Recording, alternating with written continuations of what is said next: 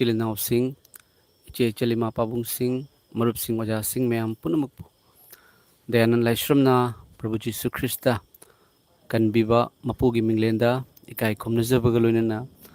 Yaifa Mongol Supizari, Mayam ngasi live ngahakang laksabani mayam da karigumba matang Kanbiba Mapugi subscribers singda kogi family imong manunggi miyoy singda karigumba wahay karadang phongdok sage haiduna mayam live se thajarakpani mayam na live se thengnabiba taragadi mayam live ta changbiro karigumba karadang ai phongdok sage mayam hujik se nakoi sida somdasu asam dasu nong se yamna chui ko mayam do karen su numit nini mu karen se laktabani ado ngarang asidagidi fazana lae aduna water supply gi mayam ine sing thajabadu current se yadabagi maramna ngamjadabani ado ngasidagidi current se fazana lae ado ngasigi oina di ayuktagi nong churaktri mayam ado hujikti nong thanga se koptana nong su khara dum khongna tawe mayam da yamna nungshiba kariguma matang mayam live ki kuthangda phongdok sage haiduna ngasigi live se thajarakpani mayam da aina phongdok chagadori basi taude mayam kogi kaisam thong irom pukhri mapan hairiba mafam duda mayam di khangbiramgani maruoina iramda manipur da leibiriba singna kogi hairiba mafam asida apna ghar haina anaba laying nabagi mafam amalai kaisam thong irom pukhri mapan da ko apna ghar haina mafam amalai hai mayam aduda Shyam Kumar haiba nupa macha ma maise tentha hariba mafam adudagini ko mayam ado mahak se yam nungshiba magi wari se mayam aigonda manipur dagi oja amana video nammaga thabirakpani hariba oja dusu magi loinabi se anaba magi maramna mahak se leibani ko mayam hariba mafam duda kogi apna ghar haiba kaisam thong irom pukhri mapanda kogi family ama mayam aduda yam nungshiba ko magi wari se ai oja duna video thabirakpani mayam aina ngarang numidang thengdi thenge aina video upload tawjakibase ngarang numidangi mayam pung mapan makhai tara muk tare aduni mayam aduda sumaina haibirakhi nupa macha se mayam ma se kidney animak se fail oiba kidney animak se fail oire habase magi mamana tabadagi ko mamana tare aduga mekhoi se amna wajaba awaba yamna inakaira khundaba adugumba family ama oiba ado mama sina magi macha nupa se pakhang oiriba ko kidney animak fail ore haina taba matamda ma se ahan badadi ma se wandharaga mayam sangna laikat nare adudagidi mekhoi se magi kidney se akogi sindoktaba yadre ko transplant tawdaba yadre maramaduna mamana maruina paisa lupa leitabagi maramna kidney transplant tawba se mayam amount su yamna changi ko mayam aduna mamana magi kidney na mama mai machanupa da pibibne mayam ado machanupa da pire adugi matungda mekhogi treatment se mekhogi mapaga hojiki nariba Shyam Kumar hariba sigi manau se asigana thabak apang ba su nom tawraga chahi mari muk se layengakpa ado hidak se matam chana charaktabagi maramna mekhoi se amuk yamna awaba condition da hojik leire mayam ko aduna oja aduna su aingonda thabirakibani amtang Shyam Kumar magi damakta prayer tawbiu aduga mekhoida akhoi kanbiba mapugi maikaidagi su mateng kharadang tawbiu haiduna hojik tha ani sure hai hojiki mekhoigi anabadu ko mayumgi mapa amasung magi imadugi mapuroiba amasung machanupana apang thabak suraga paisa khara tharambodo tha ani dagi tha ani sure hai tharaktaba mayam aduna hedak chaningai leitre paisa leitre na chingba wahi se kayama tajaba matamda yam nungshiba faujei mayam aduga mamaduna masagi damakta kidney donate tawbibado ado khwaidagi hena nungshiba mayam khwaidagi hena nungshiba aduni ꯃꯔꯝ ꯑꯁꯤꯅꯅꯤ ꯑꯩꯈꯣꯏ ꯄ꯭ꯔꯚꯨ ꯖꯤꯁꯨ ꯈ꯭ꯔꯤꯁꯇꯅ ꯅꯃꯥ ꯅꯄꯥꯕꯨ ꯏꯀꯥꯏ ꯈꯨꯝꯅꯧ, ꯅꯃꯥ ꯅꯄꯥꯅ ꯍꯥꯏꯕ ꯏꯜꯂꯨ, ꯃꯁꯤꯅ ꯃꯔꯝ ꯄꯨꯝꯅꯃꯛꯇ ꯏꯁꯣꯔꯕꯨ ꯄꯦꯜꯍꯜꯂꯤ꯫ ꯑꯗꯨꯒ ꯇꯥꯏꯕꯪ ꯄꯥꯟꯕꯗ ꯑꯩꯈꯣꯏꯅ ꯄꯨꯟꯁꯤ ꯅꯨꯡꯁꯥꯡꯅ ꯍꯤꯡꯅꯕꯒꯤꯗꯃꯛꯇ ꯅꯃꯥ ꯅꯄꯥꯅ ꯍꯥꯏꯕ ꯏꯜꯂꯨ ꯍꯥꯏꯕ ꯋꯥꯍꯩ ꯑꯃ ꯕꯥꯏꯕꯜꯅ ꯇꯥꯛꯄꯤꯔꯝꯃꯤꯁꯦ ꯃꯌꯥꯝ, ꯏꯃꯥ ꯏꯄꯥꯁꯦ ꯇꯁꯦꯡꯅ ꯑꯋꯥꯕ ꯃꯇꯝꯗ ꯃꯌꯥꯝ ꯀꯤꯠꯅꯤ ꯑꯃ ꯑꯩ ꯁꯤꯔꯁꯨ ꯑꯩꯒꯤ ꯏꯆꯥ ꯊꯋꯥꯏ ꯀꯟꯗꯕ ꯌꯥꯗꯦ, ꯑꯩꯗꯤ ꯑꯍꯟ ꯑꯣꯏꯔꯦ ꯑꯗꯨꯕꯨ ꯏꯆꯥꯗꯤ ꯑꯉꯥꯡ ꯑꯣꯏꯔꯤ, ꯏꯆꯥꯁꯦ ꯀꯟꯒꯦ ꯍꯥꯏꯗꯨꯅ ꯃꯃꯥꯗꯨꯅ ꯇꯧꯖꯕꯅꯦꯕꯀꯣ ꯃꯌꯥꯝ꯫ ꯑꯗꯨ ꯎꯖꯕ ꯃꯇꯝꯗ ꯌꯥꯝ ꯅꯨꯡꯁꯤꯕꯅꯤ ꯃꯌꯥꯝ꯫ ꯑꯩꯅ ꯉꯔꯥꯡꯁꯦ ꯚꯤꯗꯤꯑꯣ ꯑꯞꯂꯣꯗ ꯇꯧꯖꯈꯤꯕꯅꯤ꯫ ꯃꯤꯁꯦ ꯈꯔ ꯚ꯭ꯌꯨꯁꯁꯦ ꯂꯤꯛꯑꯦ ꯃꯌꯥꯝ ꯀꯣ, ꯃꯔꯝꯗꯤ ꯑꯩꯅ ꯚꯤꯗꯤꯑꯣ ꯊꯥꯖꯕꯒꯤ ꯄꯨꯡꯐꯝꯁꯦ ꯅꯨꯃꯤꯗꯥꯡꯒꯤ ꯄꯨꯡ 7:30 10 ꯇꯥꯁꯜꯂꯛꯑꯦ, ꯊꯦꯡꯉꯕꯅꯦꯕ, ꯁꯤꯒꯁꯨ ꯅꯣꯡ ꯆꯤꯡ ꯆꯨꯕꯒꯤ ꯃꯔꯝꯅꯀꯣ꯫ ꯑꯗꯨꯅ ꯃꯌꯥꯝ ꯍꯥꯏꯔꯤꯕ ꯐꯦꯃꯤꯂꯤꯗꯨꯗ ꯄ꯭ꯔꯚꯨ ꯖꯤꯁꯨ ꯈ꯭ꯔꯤꯁꯇꯒꯤ ꯃꯤꯡꯗ, ꯑꯗꯨꯒ ꯚꯤꯗꯤꯑꯣ ꯅꯝꯃꯒ ꯊꯥꯕꯤꯔꯛꯏꯕ ꯑꯣꯖꯥꯗꯨꯗꯤ ꯄ꯭ꯔꯚꯨ ꯖꯤꯁꯨ ꯈ꯭ꯔꯤꯁꯇ ꯊꯥꯖꯕ ꯏꯃꯨꯡꯅꯤ꯫ ꯑꯗꯨꯒ ꯃꯈꯣꯏꯅ ꯄ꯭ꯔꯦꯌꯔ ꯇꯧꯕꯤꯌꯨ ꯍꯥꯏꯕꯀꯣ, ꯃꯈꯣꯏ ꯐꯦꯃꯤꯂꯤꯗꯨꯅ ꯑꯩꯈꯣꯏꯒꯤꯗꯃꯛꯇ ꯄ꯭ꯔꯦꯌꯔ ꯇꯧꯕꯤꯌꯨ, ꯏꯁꯣꯔꯗ ꯆꯪꯖꯕ, ꯏꯁꯣꯔꯗ ꯁꯤꯟꯅꯖꯕ, ꯑꯗꯨꯒ ꯀꯟꯕꯤꯕ ꯃꯄꯨꯒꯤ ꯌꯨꯇ꯭ꯌꯨꯕ ꯆꯦꯅꯦꯜꯁꯤꯗ ꯑꯁꯨꯃꯥꯏꯅ ꯍꯥꯏꯍꯟꯕꯤꯔꯛꯄꯁꯦ ꯏꯁꯣꯔꯒꯤ ꯊꯧꯔꯥꯡ ꯑꯃꯅꯤ ꯍꯥꯏꯗꯨꯅ ꯃꯌꯥꯝ ꯑꯩ ꯈꯟꯖꯩꯕꯀꯣ꯫ ꯑꯗꯨꯅ ꯃꯌꯥꯝ ꯍꯥꯏꯔꯤꯕ ꯏꯃꯨꯡ ꯑꯗꯨꯗ ꯑꯩꯈꯣꯏꯅ ꯄ꯭ꯔꯚꯨ ꯖꯤꯁꯨ ꯈ꯭ꯔꯤꯁꯇꯒꯤ ꯃꯤꯡꯗ ꯑꯩꯈꯣꯏꯅ ꯑꯋꯥ ꯑꯅꯥ ꯇꯥꯕꯗ ꯃꯇꯦꯡ ꯇꯧꯕꯁꯦ ꯇꯧꯔꯛꯇꯕꯁꯨ ꯀꯨꯏꯔꯦ, ꯃꯌꯥꯝꯅ ꯍꯦꯟꯅ ꯈꯪꯕꯤꯔꯝꯒꯅꯤ꯫ ꯃꯃꯥꯡꯗꯗꯤ ꯑꯩꯈꯣই ꯌꯥꯝ ꯇꯣꯏꯅ ꯅꯣꯡꯃ ꯅꯤꯅꯤ ꯈꯨꯗꯤꯡꯒꯤ ꯃꯇꯦꯡ ꯇꯧꯔꯝꯕꯅꯤ, ꯑꯗꯣ ꯃꯇꯦꯡ ꯇꯧꯔꯛꯇꯕꯁꯨ ꯊꯥ ꯑꯃ ꯍꯦꯟꯅ ꯍꯦꯜꯂꯝꯗꯧ ꯃꯥꯜꯂꯦ꯫ ꯑꯗꯣ ꯃꯌꯥꯝ ꯍꯟꯗꯛꯀꯤꯁꯤꯗ ꯑꯩꯈꯣꯏ ꯃꯇꯦꯡ ꯈꯔ ꯇꯧꯃꯤꯟꯅꯁꯤ ꯍꯥꯏꯗꯨꯅ ꯃꯌꯥꯝ ꯑꯩꯅꯁꯨ ꯊꯥꯖꯈꯤꯕꯅꯤ꯫ ꯑꯗꯣ ꯃꯤꯁꯨ ꯌꯥꯝꯅ ꯌꯦꯡꯕ ꯋꯥꯠꯄ, ꯑꯗꯨꯒꯤ ꯃꯔꯝꯅ ꯃꯇꯦꯡꯁꯦ ꯃꯌꯥꯝ ꯌꯥꯝ ꯂꯤꯛꯅ ꯂꯥꯛꯏꯀꯣ꯫ ꯑꯩꯒꯤ ꯋꯥꯈꯜꯗ ꯌꯥꯝꯗ꯭ꯔꯒꯁꯨ ꯑꯩ 10,000ꯃꯨꯛꯇꯪ ꯑꯣꯏꯔꯒꯁꯨ ꯑꯩꯈꯣꯏꯒꯤ ꯌꯥꯝ ꯅꯨꯡꯁꯤꯕꯀꯣ, ꯃꯃꯥꯗꯨꯅ ꯀꯤꯠꯅꯤ ꯃꯆꯥꯅꯨꯄꯥꯗ ꯄꯤꯕꯤꯕ, ꯑꯗꯨ ꯑꯣꯏꯕ ꯇꯥꯔꯒꯁꯨ ꯍꯤꯗꯥꯛ ꯆꯥꯅꯤꯡꯉꯥꯏ ꯂꯩꯇꯕꯒꯤ ꯃꯔꯝꯅ ꯑꯃꯨꯛ ꯑꯋꯥꯕ ꯑꯃ ꯇꯥꯔꯦ ꯍꯥꯏ ꯃꯌꯥꯝ ꯀꯣ꯫ ꯑꯗꯣ ꯈ꯭ꯋꯥꯏꯗꯒꯤ ꯍꯦꯟꯕꯗꯤ ꯄ꯭ꯔꯦꯌꯔꯅꯤ꯫ ꯑꯗꯨꯒꯤ ꯃꯇꯨꯡꯗ ꯑꯩꯈꯣꯏꯅ ꯃꯌꯥꯝ ꯑꯩꯈꯣꯏꯒꯤ ꯊꯕꯛ ꯌꯥꯎꯔꯒ ꯊꯥꯖꯕꯒꯤ ꯅꯨꯡꯁꯤꯕꯁꯦ ꯑꯁꯤ ꯎꯠꯃꯤꯟꯅꯁꯤ ꯃꯌꯥꯝ꯫ ꯑꯩꯈꯣꯏꯅꯅꯦ ꯑꯩꯒꯤ ꯊꯃꯣꯏꯗ ꯐꯥꯎꯖꯔꯛꯄꯁꯦ ꯑꯩ ꯃꯌꯥꯝꯗ ꯁꯦꯌꯔ ꯇꯧꯖꯒꯦ ꯃꯌꯥꯝ꯫ ꯑꯩꯈꯣꯏꯅ ꯑꯋꯥ ꯑꯅꯥꯗ ꯃꯇꯦꯡ ꯇꯧꯕꯁꯦ ꯑꯁꯦ ꯗꯥꯏꯔꯦꯛ ꯑꯩꯈꯣꯏꯅ ꯏꯁꯣꯔꯗ ꯑꯩꯈꯣꯏꯕꯨ ꯁꯦꯝꯕꯤꯔꯕ, ꯀꯟꯕꯤꯕ, ꯑꯩꯈꯣꯏꯕꯨ ꯂꯧꯕ ꯂꯥꯛꯄꯤꯒꯗꯧꯔꯤꯕ ꯍꯥꯏꯔꯤꯕ ꯄ꯭ꯔꯚꯨ ꯖꯤꯁꯨꯗ ꯍꯥꯏꯔꯤꯕ ꯏꯄꯥ ꯏꯁꯣꯔꯗ ꯑꯩꯈꯣꯏꯅ ꯏꯄꯥ ꯏꯁꯣꯔꯒꯤ ꯊꯕꯛ ꯇꯧꯕꯅꯦꯕ ꯃꯌꯥꯝꯁꯦ, ꯗꯥꯏꯔꯦꯛ ꯏꯄꯥ ꯏꯁꯣꯔꯗ ꯄꯤꯕꯅꯦꯕ ꯄꯩꯁꯥꯁꯦ, ꯑꯩꯈꯣꯏꯅ ꯑꯋꯥ ꯑꯅꯥꯗ ꯃꯇꯦꯡ ꯇꯧꯕꯁꯦꯀꯣ ꯃꯌꯥꯝ꯫ ꯃꯁꯤ ꯍꯣꯂꯤ ꯕꯥꯏꯕꯜꯅ ꯇꯥꯛꯄꯤꯕ ꯋꯥꯍꯩ ꯑꯗꯨꯅꯤ ꯃꯌꯥꯝ꯫ ꯑꯗꯨꯅ ꯃꯌꯥꯝꯗ ꯑꯩꯈꯣꯏꯒꯤ ꯀꯟꯕꯤꯕ ꯃꯄꯨꯒꯤ ꯁꯕꯁꯀ꯭ꯔꯥꯏꯕꯔ ꯑꯣꯏꯔꯕ ꯏꯆꯤꯜ ꯏꯅꯥꯎ ꯏꯆꯦ ꯏꯆꯜꯁꯤꯡꯗ ꯍꯥꯏꯔꯤꯕ ꯏꯃꯨꯡ ꯑꯗꯨꯒꯤꯗꯃꯛꯇ ꯑꯩꯈꯣꯏ ꯃꯇꯦꯡ ꯇꯧꯃꯤꯟꯅꯁꯤ ꯍꯥꯏꯕꯁꯦ ꯑꯩꯅ ꯐꯣꯡꯗꯣꯛꯆꯅꯤꯡꯕꯒꯤ ꯃꯔꯝꯅ ꯂꯥꯏꯚꯁꯦ ꯃꯌꯥꯝ ꯑꯩ ꯊꯥꯖꯔꯛꯄꯅꯤ ꯃꯌꯥꯝ꯫ ꯑꯩ ꯍꯧꯖꯤꯛ ꯕꯥꯏꯕꯜꯗꯒꯤ ꯏꯁꯣꯔꯒꯤ ꯋꯥꯍꯩ ꯈꯔꯗꯪ ꯄꯥꯊꯣꯛꯆꯔꯛꯀꯦ꯫ ꯑꯁꯤꯗ ꯃꯌꯥꯝ ꯊꯋꯥꯏꯒꯤ ꯃꯄꯥꯟꯅ ꯍꯤꯡꯕ ꯍꯥꯏꯗꯨꯅ ꯔꯣꯃꯦꯟꯁꯇꯀꯣ, ꯔꯣꯃꯤꯌꯥꯗ ꯌꯥꯎꯔꯤꯕꯁꯦ ꯑꯩ ꯐꯣꯡꯗꯣꯛꯆꯔꯛꯀꯦ ꯃꯌꯥꯝ, ꯑꯩꯈꯣꯏ ꯇꯥꯃꯤꯟꯅꯁꯤ꯫ ꯊꯋꯥꯏꯒꯤ ꯃꯄꯥꯟꯅ ꯍꯤꯡꯕ꯫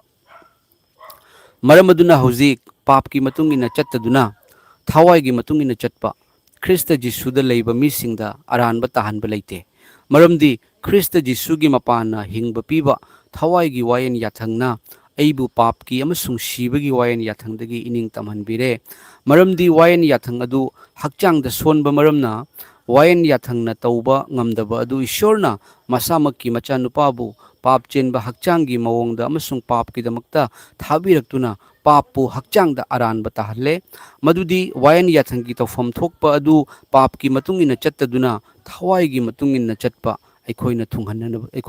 ꯊꯨꯡꯍꯟꯅꯕꯅꯤ꯫ ꯃꯔꯝꯗꯤ ꯍꯛꯆꯥꯡꯒꯤ ꯃꯇꯨꯡ ꯏꯟꯅ ꯂꯩꯕꯁꯤꯡꯅ ꯍꯛꯆꯥꯡꯒꯤ ꯑꯣꯏꯕ ꯍꯤꯔꯝꯁꯤꯡꯗ ꯄꯨꯛꯅꯤꯡ ꯊꯝꯃꯤ, ꯑꯗꯨꯕꯨ ꯊꯋꯥꯏꯒꯤ ꯃꯇꯨꯡ ꯏꯟꯅ ꯂꯩꯕꯁꯤꯡꯅ ꯊꯋꯥꯏꯒꯤ ꯑꯣꯏꯕ ꯍꯤꯔꯝꯁꯤꯡꯗ ꯄꯨꯛꯅꯤꯡ ꯊꯝꯃꯤ꯫ ꯃꯔꯝꯗꯤ ꯍꯛꯆꯥꯡꯒꯤ ꯑꯄꯥꯝꯕ ꯈꯟꯕ ꯑꯗꯨ ꯁꯤꯕꯅꯤ, ꯑꯗꯨꯕꯨ ꯊꯋꯥꯏꯒꯤ ꯃꯔꯝꯗ ꯈꯟꯕ ꯑꯗꯨ ꯍꯤꯡꯕꯅꯤ ꯑꯃꯁꯨꯡ ꯏꯪꯊꯕꯅꯤ꯫ ꯃꯔꯝ ꯑꯗꯨꯅ ꯍꯛꯆꯥꯡꯒꯤ ꯑꯄꯥꯝꯕ ꯈꯟꯕ ꯑꯁꯤ ꯏꯁꯣꯔꯒꯤ ꯌꯦꯛꯅꯕꯅꯤ, ꯃꯔꯝꯗꯤ ꯃꯁꯤꯅ ꯏꯁꯣꯔꯒꯤ ꯋꯥꯌꯦꯜ ꯌꯥꯊꯪꯒꯤ ꯃꯈꯥ ꯄꯣꯟꯗꯦ, ꯇꯁꯦꯡꯅꯃꯛ ꯃꯁꯤꯅ ꯃꯗꯨꯒꯤ ꯃꯈꯥ ꯄꯣꯟꯕꯁꯨ ꯉꯝꯗꯦ꯫ ꯃꯔꯝ ꯑꯗꯨꯅ ꯍꯛꯆꯥꯡꯗ ꯂꯩꯕ ꯃꯈꯣꯏꯅ ꯏꯁꯣꯔꯕꯨ ꯄꯦꯜꯍꯟꯕ ꯉꯝꯗꯦ꯫ ꯑꯗꯨꯕꯨ ꯏꯁꯣꯔꯒꯤ ꯊꯋꯥꯏꯅ ꯅꯈꯣꯏꯗ ꯂꯩꯔꯕꯗꯤ ꯅꯈꯣꯏ ꯍꯛꯆꯥꯡꯗ ꯂꯩꯕ ꯅꯠꯇꯦ, ꯑꯗꯨꯕꯨ ꯅꯈꯣꯏ ꯊꯋꯥꯏꯗ ꯂꯩꯕꯅꯤ꯫ ꯃꯤ ꯀꯅꯥꯒꯨꯝꯕꯗ ꯈ꯭ꯔꯤꯁꯇꯒꯤ ꯊꯋꯥꯏ ꯂꯩꯇ꯭ꯔꯕꯗꯤ ꯃꯍꯥꯛ ꯈ꯭ꯔꯤꯁꯇꯒꯤ ꯑꯣꯏꯗꯦ꯫ ꯑꯗꯨꯒ ꯈ꯭ꯔꯤꯁꯇꯅ ꯅꯈꯣꯏꯗ ꯂꯩꯔꯕꯗꯤ ꯍꯛꯆꯥꯡꯗꯤ ꯄꯥꯞꯀꯤ ꯃꯔꯝꯅ ꯁꯤꯔꯕꯁꯨ ꯊꯋꯥꯏꯗꯤ ꯙꯔꯃ ꯆꯦꯟꯕꯒꯤ ꯃꯔꯝꯅ ꯍꯤꯡꯒꯅꯤ꯫ ꯑꯗꯨꯕꯨ ꯖꯤꯁꯨꯕꯨ ꯑꯁꯤꯕꯁꯤꯡꯒꯤ ꯃꯔꯛꯇꯒꯤ ꯍꯤꯡꯒꯠꯍꯟꯕꯤꯕ ꯃꯍꯥꯛꯀꯤ ꯊꯋꯥꯏꯅ ꯅꯈꯣꯏꯗ ꯂꯩꯔꯕꯗꯤ ꯈ꯭ꯔꯤꯁꯇ ꯖꯤꯁꯨꯕꯨ ꯑꯁꯤꯕꯁꯤꯡꯒꯤ ꯃꯔꯛꯇꯒꯤ hingathanbiba mahak aduna nekhoida leiba mahakki thawai adugi mapana nekhoigi shiba naiba hakchangdasu hingba pibigani maram aduna ichilinausa aikhoi laman tole hakchanggi matung inna leinaba hakchangda laman tonba natte maramdi nekhoina hakchanggi matung inna leirabadi nekhoi shigani adubu nekhoina thawai gi mapana hakchanggi thabaksing adu sihallabadi nekhoi hingani amen mayam pathokraba ipagi wahai asi tabikraba atomda ishorgi thaujal do hen marang kaina lakpo isanu mayam amen prabhu jisu gi mingda mayam asi ai pajaramani ko hojik ai ishorgi wahai se ai numit kudingi khoi pawa lepe ade ko mayam ai pajaramani asida aroi bisida ko Romans chapter 8 ki verse 11 da asumna haibiri bise mayam ko taminasi ko adubu jisubu asibasingi maraktagi hingathanbiba mahaki thawaina ni khoida leirabadi bisu krista bu thajaba misek kanagumbase magi nungda thawai asingba lei hebase bible gi wahini thawai asingba pangbibaduna ni khoigi nathakta laklaba matamda mahakna ni khoiba chumba punamakta lamjing bigani ishorna kari hai ishorna khutna semba sangda leite adubu ishorna masamakki makhutna semkiba miyoiba ikhoigi hakchanggi manungda lei adom jisu krista bu thajaba oiragadi thajaba nauna pokcheba Yesu Krista gi afaba wapau Jisu kari gidamakta lakpikibano mahakna kari taukhre mahakse adong bu kanbibamba mapuni ai papchenba mini ai gidamakta Yesu Krista lakpikre shikre amasung hingatkre ai bu loinari amuk mahakna pubigani haiduna Yesu Krista da depend tawba mayam ko aina hotnaraga fagani haina khanba nataba maramdi hotnaraga ishor bu pelhanba ngamdeba aikoina ama pelhanaba honaba matamda ama hita soibani miyoibase mayam aduna wayan yath ngaknaba hotnaba matamda aikoina aranba asoiba kaya ama tawiyeba ko mayam asini matang sida hairibase adubu jisubu asibasingi maraktagi hingathanbiba mahakki thawaina nikhoida leirabadi Yesu Krista bu asibasingi maraktagi hingathanbiba mahak aduna nikhoida leiba mahakki thawai adugi mapanna nikhoigi shiba naiba hakchangdasu hingba pibigani hariba wahai asini leite jang leite asini ko mayam asigi ishorgi wahai ase bible gi wahai ase yamna thamoida touch tawba mayam aina hujik ishorda prayer tawjuba makhak mayam ai haijarake aikhoigi hairiba ishorgi thawaina nikhoida leiba taragadi mayam munna tabiu ko ishorgi thawaina nikhoida leiba taragadi ishorgi thawaina khoida leiduise aikhoi fabagi nate haibase makhangbiu hairiba leisem biba mapugi thawai asengba thawai desu amangba thawai lei sengdaba thawai mangan takanba thawai adubu ishorgi thawai sidi holy spirit holy habidi asengba ko hairiba thawai se adom da karama matamda leirakani hairiba thawai se adom aina faraga aina phangani aina faraga ai fanabagi hotnaba ai wild jathanga aga ai dharma chenba oirakani haina khanba singda hairiba thawai adu phangba ngamde maramdi miyoibena hotnaraga hairiba ishorna pamjaba ishorgi kaman wayan yathangda thunganba ngamdeba adubu Jesu Krista bu thajaba matamda Yesu Krista bu thajarakpa matamda pap ki thabak tawroi Yesu Krista bu thajaba matamda mi hatloi Yesu Krista bu thajarakpa matamda nauna pokpa lakani Yesu Krista bu thajarakpa matamda mayam aise matik chade haibase khangakani hojik manipur da yengbiu Christian kawwa kharana hanadagi Christian oiragi haiba kharana mekhoina ulaiba mong mato mekhoina tawrakpa mong mato se taba matamda ikaiba su fawi ahanmada ikaiba fawi mathang matungda kiba fawi mekhoi ishorda kide base Prabhu Jisu Krista thajadabagi khudamni Prabhu Jisu Krista bu kanagumba amana thajai hairakpa taragadi mahak ishorda aigi ipada akhoi pokpiba ipaga machagi maridi lehenbirabani ipada akhoina ikai khumnana chatpa ai soiba yade aina lalagadi aina fattaba tawragadi ipana ingonda ngangkani cherakani haibagi akibadu mekhoida totally leite maramaduna mekhoi thajaba nate aigi ipuna Christian oirami aigi ipana su oire aina sudum oire haiduna nauna poktaba Nicodemus na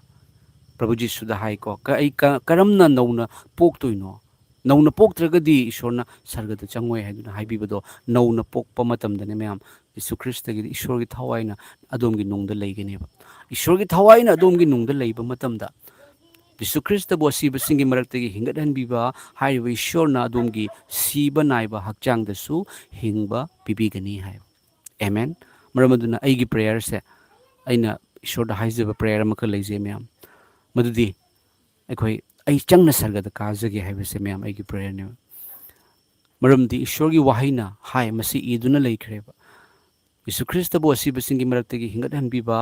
ꯏꯕꯨꯡꯉꯣ ꯃꯍꯥꯛꯀꯤ ꯊꯋꯥꯏꯅ ꯑꯩꯈꯣꯏꯗ ꯂꯩꯕ ꯇꯥꯔꯒꯗꯤ ꯑꯩꯈꯣꯏꯒꯤ ꯁꯤꯕ ꯅꯥꯏꯕ ꯍꯛꯆꯥꯡꯗꯁꯨ ꯍꯤꯡꯕ ꯄꯤꯕꯤꯒꯅꯤ प्रभु यीशु ख्रिस्तना लाजरस से नुमित मरीनी सिरबा लाजरस से हिंगतहनबगीदमक्ता खलक्पा मतमदको लाजरस की मागी सिस्टर सिंगना मचेना मादी मनम नमथीरमनी नुमित मरीनी सुरे यीशु ख्रिस्तना हायबा अईदी हिंगतपा अमसुंग हिंगबा अदुनी अईबु थाजबा महाक अदु सिरबसु हिंगनी अईबु थाजबा हिंगलिबा खुदिंगना कैदौंगैदसु सिररोय नाहकना मसी थाजबरा हाय अईदी थाजे मयाम अने ईश्वर प्रेयर तौबसे इपा ईश्वर इपाना लौब लाक्पीबगी मतमसु ओइरबनिको मयाम लौब लाक्पीबा मतमदा अखोगी अरीबा हक्चांगसे असे लेहौनी बाइबलना हाइबीबा अखोय अनौबा हक्चांग रूपांतरित अनौबा सर्गगी ईश्वरगी मनाकी ओइबा अनौबा हक्चांग ओइदुना ईश्वरना पुबीगनेबा अखोयबो हाइरिबदो चंगना सर्गदा कागे हाइबसे काजगे हाइबसे कागनी हाइबसे अगी थाजबनी मरमदी शिबा नाइबा हक्चांगसु हिंगबा पीबी हाइबनेबा मयाम ईश्वरना अदुगा यीशु ख्रिस्तबु थाजरिबा अदोमसे मयाम तराई तराइबा नते अदोमगी नुंगदा ईश्वर लैरिबनी अदोमगी नुंगदा मरमदी बाइबलना मयेक सेंगना हाय अखोयना खुदना सेमबा पोत ईश्वरना लैती ईश्वरना लैती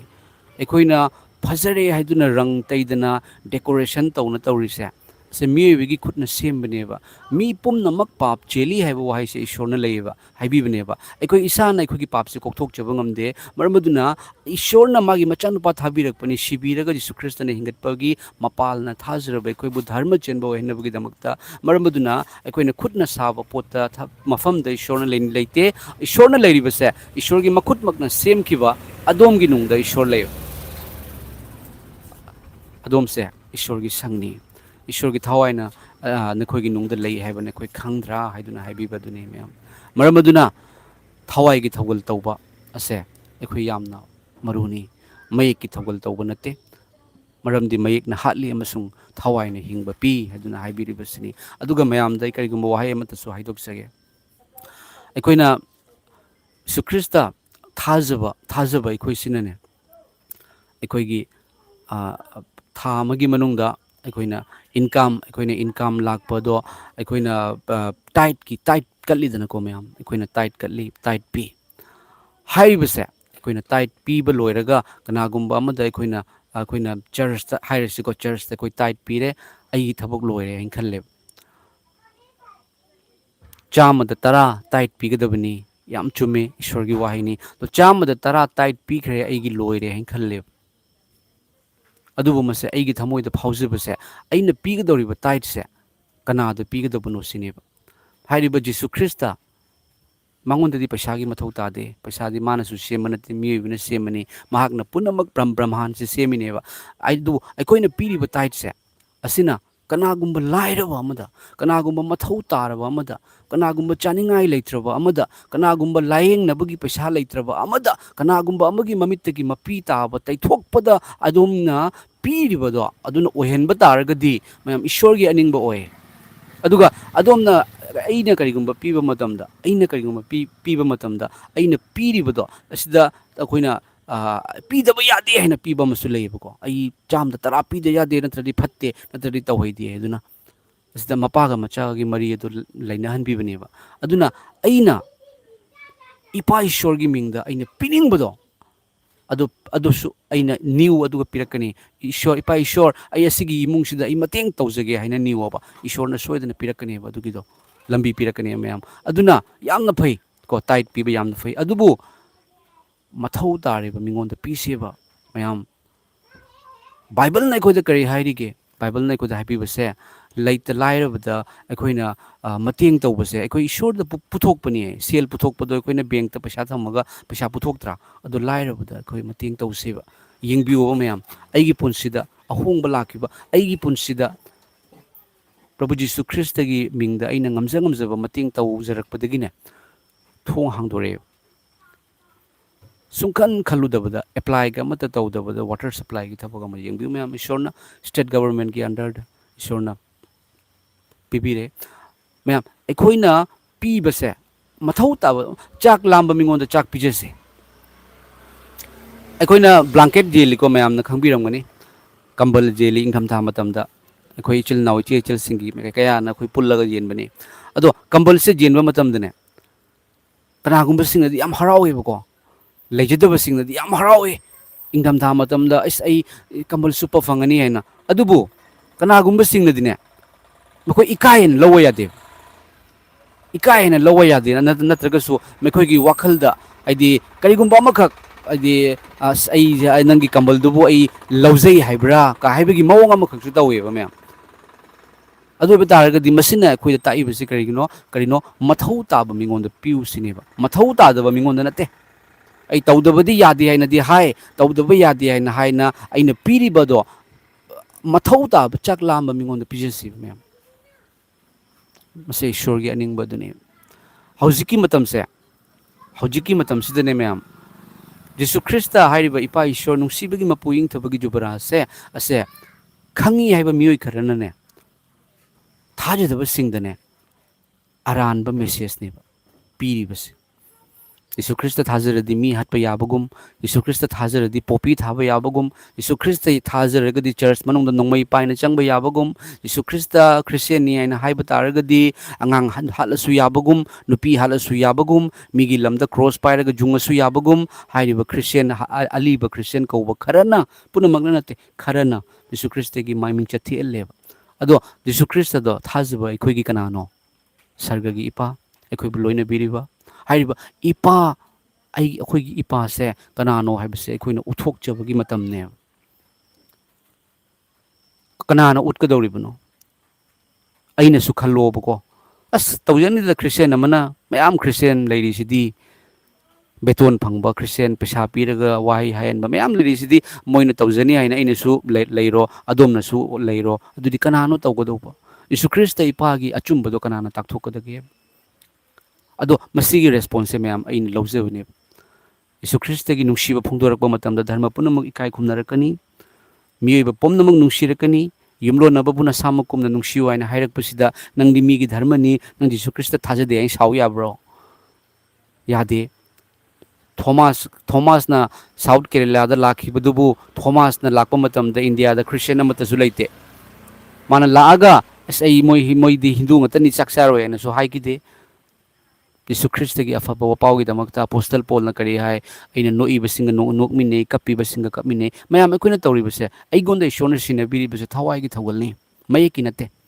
अइ फम पाइदुना अइ कोर्स मयाम तमदना याम हइदना ब्रेनदगी ngang नते मयाम को अखो ईश्वर की अचुंबसे ताकथोकमिनसी अइना लेजरिबा खुनसे कसारगी बोंतरापुर हाइरिबा खुनसे असिदने मिजोरामदगिने मयाम मिजोरामदगिने क्रिश्चियन नुमित हुमनी मरीनीगी क्रुसेट अमा तौइबको मिजोरामदगी नुपी नुपा मयाम लागा मखोइना पेंडल खल्लगा अदुदा नुपी मसक फजबा लाई हाइने नुपी मसक फजबा लाई हाइना नुपी येंगा क्रिश्चियन सिंगसिदी अखोइ मैतेइदी अखोइ स्वाइसिदा लेनबा मैतेइसे युमदगा येन थोंना देबा सांगा थोंना देबको मयाम अस क्रिश्चियन सिंगदी सासु लोइ चाइ नुपीसु नुपासु लोइ चाइ अदुदि क्रिश्चियन ओइरदि थबक फंगनी काइना अस मोइ पैसा का याम पाइ हाइना खल्लगने क्रिश्चियन ओइबा मयाम यावेबा नुमित हुमनी मरीनीगी क्रुसेटुदने मी चहुम हेना क्रिश्चियन ओइ मैम यंगबिउबा मी चहुम हेना बप्ताइज तौरगे हाइरगा हेता पास्टर दुनसु हेता बप्ताइज सर्टिफिकेट इरगा नंगसिदगी बप्ताइज तौरे अदुबु कई तौरे अरोइबददी लोइ तोकनगरे यीशु ख्रिस्त की तंदो यीशु ख्रिस्त की इसिंग अहिंग इसिंग की पुथक्किद्रेबा क्रिश्चियन ओइरगे हाइरगा यीशु की नुंसीबा खंगदना नुपी मसक फजबा येंगा क्रिश्चियन ओइरगा अदुगगिदी जेन चाबा ओक चाबा येंगा क्रिश्चियन ओइरगा मतो थवाइगी केनो नते मैम अदो ngasi aina tawjaribase ipan khandok piribase christian oiramaga loi to toknakhriba mafamdo aduda ipagi achumba phongdok hanbibani adunani kana sukari su lejekhidraba aina blanket jelhaliba awana da mateng tawhaliba leita laira da mateng tawhaliba mayam se ishor na tawhanbibani maramdi ishor gi achumbodo karino haibudo takthokhanbani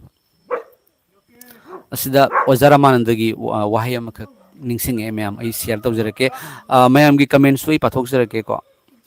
ma'am की कमेंट्सु आई पाथोक सेरके ma'am ओजा रामानंद याम नुंगसिबा ओजानी को ma'am हुजिक्ति ओजा रामानंद की वपाव से लाखिद्रे ओजा रामानंद की वपाव तागिद्रे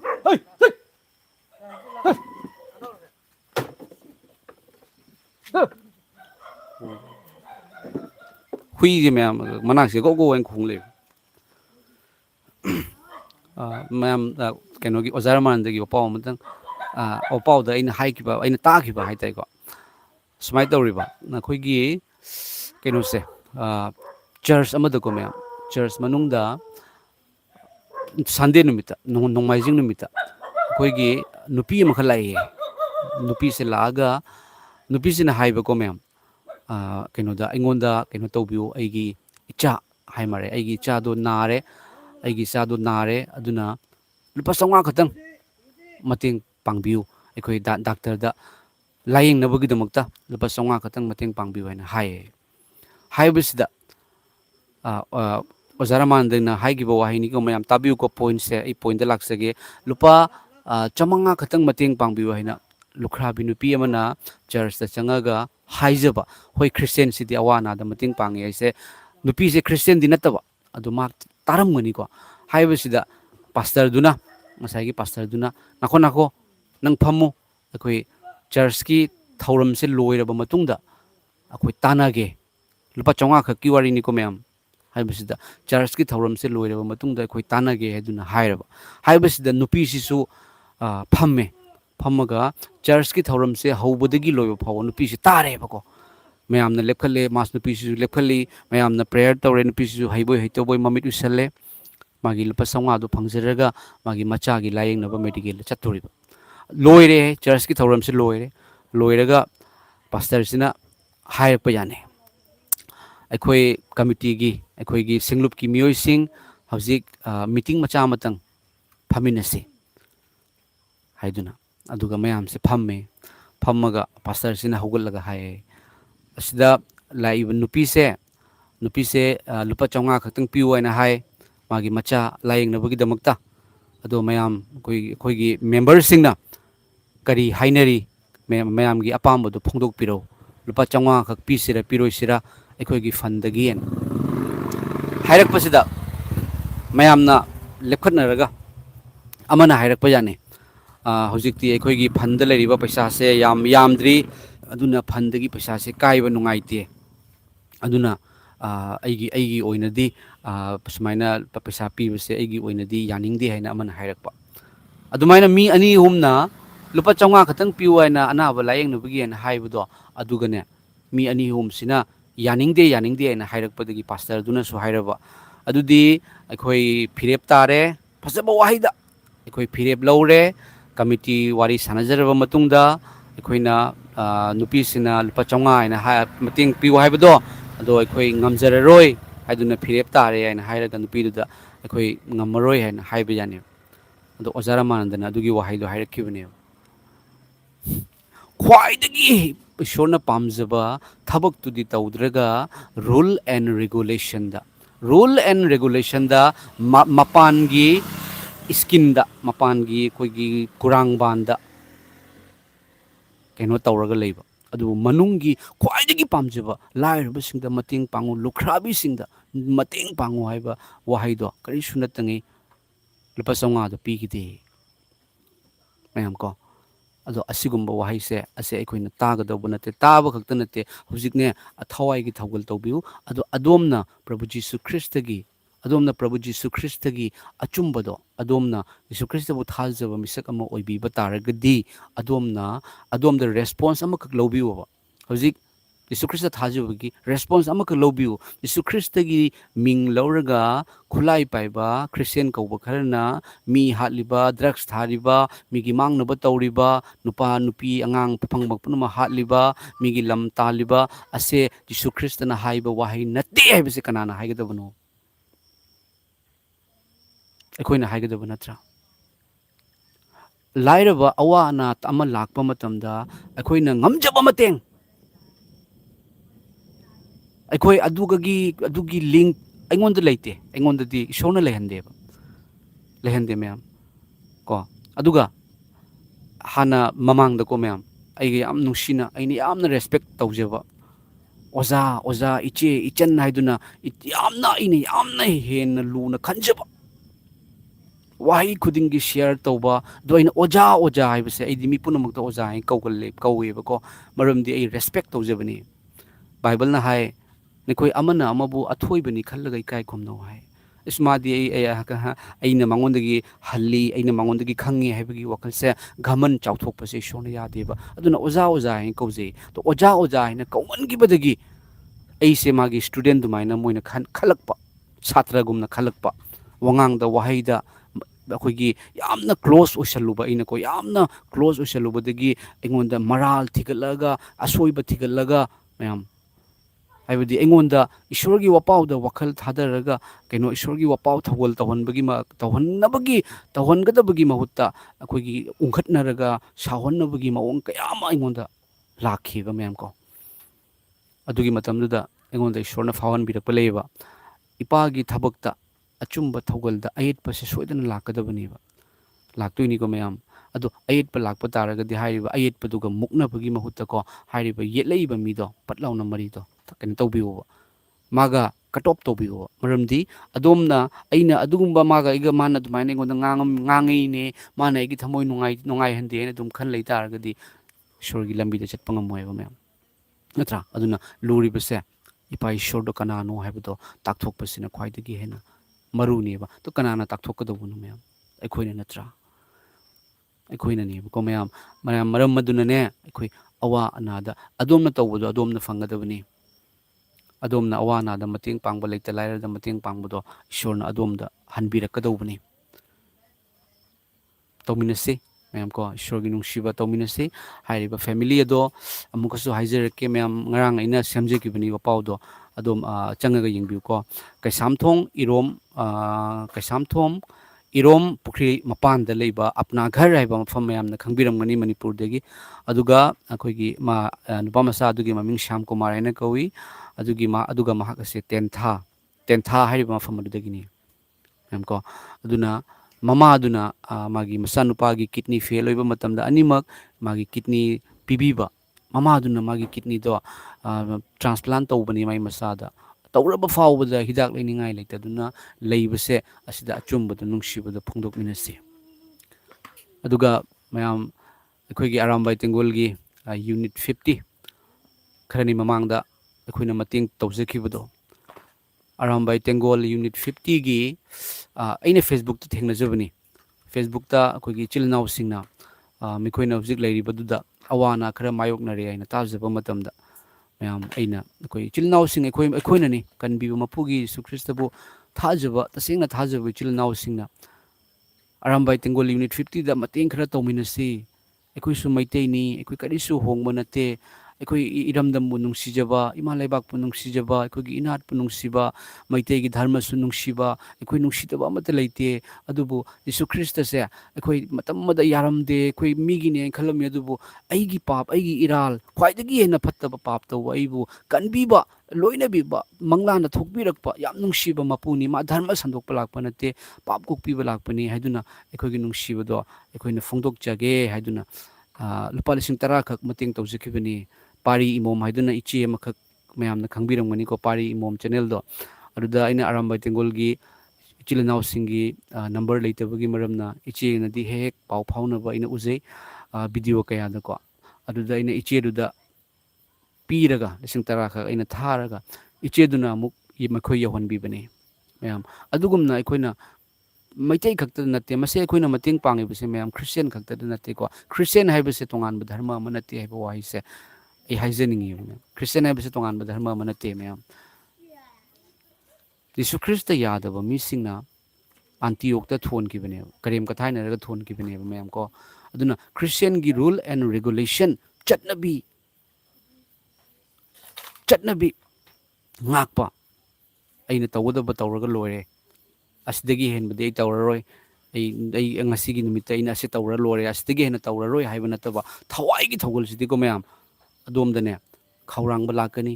ꯀꯅꯥꯒꯨꯝꯕꯅ ꯌꯤꯁꯨ ꯈ꯭ꯔꯤꯁꯇꯒꯤ ꯃꯇꯥꯡꯗ ꯑꯔꯥꯟꯕ ꯇꯧꯔꯁꯨ ꯑꯗꯨꯝ ꯂꯩꯕ ꯉꯝꯃꯣꯏ thina ngangasu adom karigumba achumba hainingakani Yesu Krista kanano haibado adom hainingakani lotpa ngamoi adom se nauna pokpagi ahanba example se karino adom ikai roeba ikai gadra mayam hoji aina phammaga ngangjari se soroktani maduna hui lambada lauri taliba mayam hui do karigino ikai ningai oibra oide fattaba thabakla nate ai hana yu ngaurami yu Yesu Krista thajabadagidi Yesu Krista gi thawai loina biraga yu ngawhan bi kidre hana ima ipa da ବ୍ୟବହାର niti yauramde Yesu Krista thajabadagidi ima ipa se ikai khumno ima ipa se athoibani haiba Yesu Krista na takpire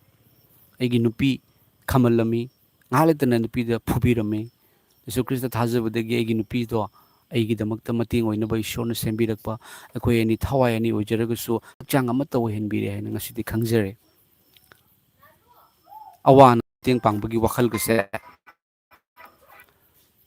awana tarabada leitalaira da mating pangbagi wakhal gase hana Yesu Krista thajadringa da leram ponte aigi aina launabagi ta honaramane adubu Yesu Krista thajraba matungda awa ana da mating panghanbiba aigi nupibu nungsihanbiba ima ipa de kai khumnahanbiba fattaba thabak tawhanbidaba akhoi loina biriba ingthaba pibiriba hairiba mapuse dharma hongdokpa nate hairiba mapuse akhoi gi thawai gi lambi do takpiba amasung konsin biba mapuni haibase ma'am आई फोंदोक से ma'am comment से खर लामे पथोक sir के hallelujah हाइदुना hallelujah हाइदुना रोनमई अखोगी इचिलनाव ब्रदर मना हालेलुया हाइदुना हाइबिरे थागचरी गुड इवनिंग ओजा हाइदुना चिंथुंग सोलोमी अखोगी कइनोना अखोगी सिस्टर और ब्रदर ना गुड इवनिंग ओजा हाइदुना हाइबिरे good evening very good evening Jesus second coming से कमदौना लाकनी हाइबगी बाइबल द ओजा यीशु क्रिस्तना लामदाइगी मतमगी सिंबल सिग्नल दी हुजिक लोइना उनरिबसिनी लेबाक अमना लेबाक अमगी मथक्ता लांदारकपा चाकतांगबा युआर तोइना हावा यीशु क्रिस्ता लाकपगी मतम ओइरे हाइबसिनी को जेम्स युमनाम को यीशु क्रिस्ता लाकपगी मतम ओइरे करम मतम लाकदबनो एग्जैक्ट टाइम कनामनसु हाइबंगमदे सरगदा लेबा सरगदुतना फावदा हाइबंगमदे अदुबु नावेकपा होख्रे नावेकपा होख्रे ममा अमना अंगांग पोमदाय मतमदा थिनबा लेंबा हेक हौरकपा मतमदा मेडिकल दा पुखतपदो पुखतलगा डेलिवरी ओइबदो अदुगुमना नावेकपा होख्रबनी मयाम यंगबिउ हुजिक वर्ल्ड सिद लेरिबा लेबाकसिंग अमगा खतनादना बोम टॉप थादनादना मी हातोगा हराउनरिबनी यंगबिउ मी हातोगा हराउनरिबनी असिदा आई क्रिश्चियन हाइबा मीसु यावरिबनी को अदुननी प्रभु प्रभु कबो पुमनमु सरगदा चंगोय हाइरिसे मयाम यीशु क्रिस्त लाको मतमदा स्वर्गदूत सिंगल लोइनना हंदक्ति अहानबा लाकपदि पाप कोकपिनबगी दमक्ता लाखी हंदक्ति मईगी थांग पाइदुना स्वर्गदूत लिसिंग लिसिंग लोइनना यावदगी हामें खाइदोकनबगी दमक्ता लाकदरिबनी मयाम अखोइना चंगने अखोइ इमिटसिना उगनी अखोइ चंगना सरगदा अदुम प्रेयर तोबिउ ईश्वर द इपा ईश्वर आई चंगना सरगदा काजगे शिबा हाइबदो करिनो खंगदना सरगदा काजगे हाइदुना अदुम यीशु क्रिस्त द प्रेयर तोबिउवा मरमदि जिसुगी वाहाइना हाइरिबनी अइदि हिंगतपा अमसुंग हिंगबदुनी अइबु थाजबा महाक अदु सिरबसु हिंगनी अइबु थाजबा हिंगलिबा खुदिंगना कैदौंगैदसु सिररोय नाहकना मसे थाजबरा आई थाजै अदोमसु थाजबिउ असिबगी महाउ तंगदना अखोइ अनौबा हक्चांग ओंथोक्दना पुबीबा ngami यीशु क्रिस्तना मसे अइगिदि प्रेयर ने थागचिरी मैम अदुगा मथंगदा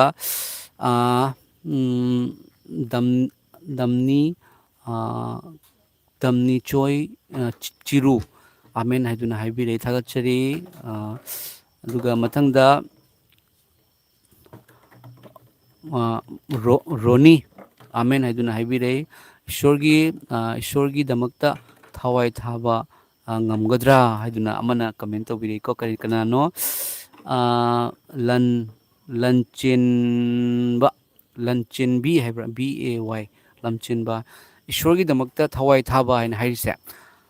अखोइ ईश्वर यीशु क्रिस्तगी दमक्ता थावाई थाबा हाइसे यीशु क्रिस्तना अखोइदा हाइबिरिबसे अखोइना थावाई थागदबगी महुत्ता यीशुना थावाई थाबिबने अखोइना ꯑꯩꯅ ꯖꯤꯁꯨ ꯈ꯭ꯔꯤꯁꯇꯒꯤꯗꯃꯛꯇ ꯊꯋꯥꯏ ꯊꯥꯒꯗꯕ ꯑꯩꯈꯣꯏꯅ ꯁꯤꯒꯗꯕꯒꯤ ꯃꯍꯨꯠꯇ ꯖꯤꯁꯨ ꯈ꯭ꯔꯤꯁꯇꯅ ꯁꯤꯕꯤꯕꯅꯦꯕ ꯃꯌꯥꯝ ꯌꯦꯡꯕꯤꯌꯨꯀꯣ ꯋꯥꯍꯩꯁꯦ ꯁꯤꯗ ꯂꯩꯔꯤꯕ ꯋꯥꯍꯩꯁꯦ ꯖꯤꯁꯨ ꯈ꯭ꯔꯤꯁꯇ ꯍꯥꯏꯔꯤꯕ ꯃꯄꯨꯅ ꯀꯜꯕꯥꯔꯤꯒꯤ ꯀ꯭ꯔꯣꯁꯇ ꯁꯤꯈꯤꯕꯁꯦ ꯑꯩꯈꯣꯏꯅ ꯁꯤꯗꯅꯕꯒꯤꯅꯦꯕ